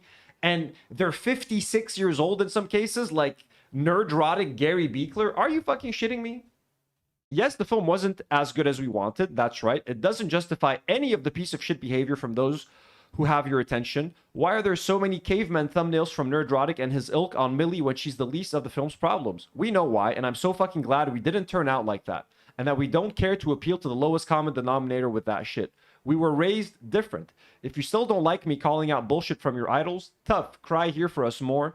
It helps engagement. I'm so proud of Angry Joe for fucking standing his ground. Saying what he just said, weirdly enough, is like incredibly unpopular now on the internet. Like defending the actress from Supergirl and saying, hey, she's not ugly. She's not encouraged. Like even like it's just insane. It's insane. Genuinely, where the internet has gone and where like the Asmongold culture and the geeks and gamers and Gamergate and all that shit has really rotted people's brains. So he puts out this comment and look at the replies to his fucking comment, man. 893 replies, by the way. Brigading, there was nobody else here. Suffer, nobody. If the film is bad, I don't watch it. I don't eat shit to hope that the chef doesn't get fired. This is pretty deranged. I love it. Also, please don't encourage people to go and see movies to support them. Encourage people to see movies because they're good. It's not a bad film. Proceeds to explain how bad it is. Joe's tweets age like milk. You should have seen this coming, Joe. But because you're a fan doesn't mean you have to blindly defend things. Watching a car crash in slow motion. So everyone's trying to say that Joe's crashing out just for like, but everyone's turning against him, and it's just fucking, it's tiring. And I know how exhausting it must be for him because he's genuinely saying the right thing, standing up for the right thing. He's not telling you to blindly love the Supergirl movie. He's just like, hey, can we wait to watch the movie before judging it? Can we stop with all of this premature, insane, toxic online hate and brigading before the thing even fucking comes out? If the movie's bad, it's bad, and hate on it. But hate it for the right reasons. Don't hate it because a girl, it's starring a girl. Don't hate it because you think the girl is ugly. Don't hate it because she answered a question at an interview, etc., etc. It's just exhausting. And I think that's the last time I'm going to talk about this fucking thing. I just wanted to defend our boy, Angry Joe. Bro was crashing out over something he didn't even like. Be Angry Joe. Attack the nerd crew for saying it will flop. Call them names and dumb and wrong. Watch movie. Agree. Cinema. Bro, these people are like fucking 12 years old, man. Why do the other two guys look so uncomfortable? Do they have C4 under their chair that Joe blows up if they speak up? Maybe that crash out on Twitter seems a bit crazy now, huh?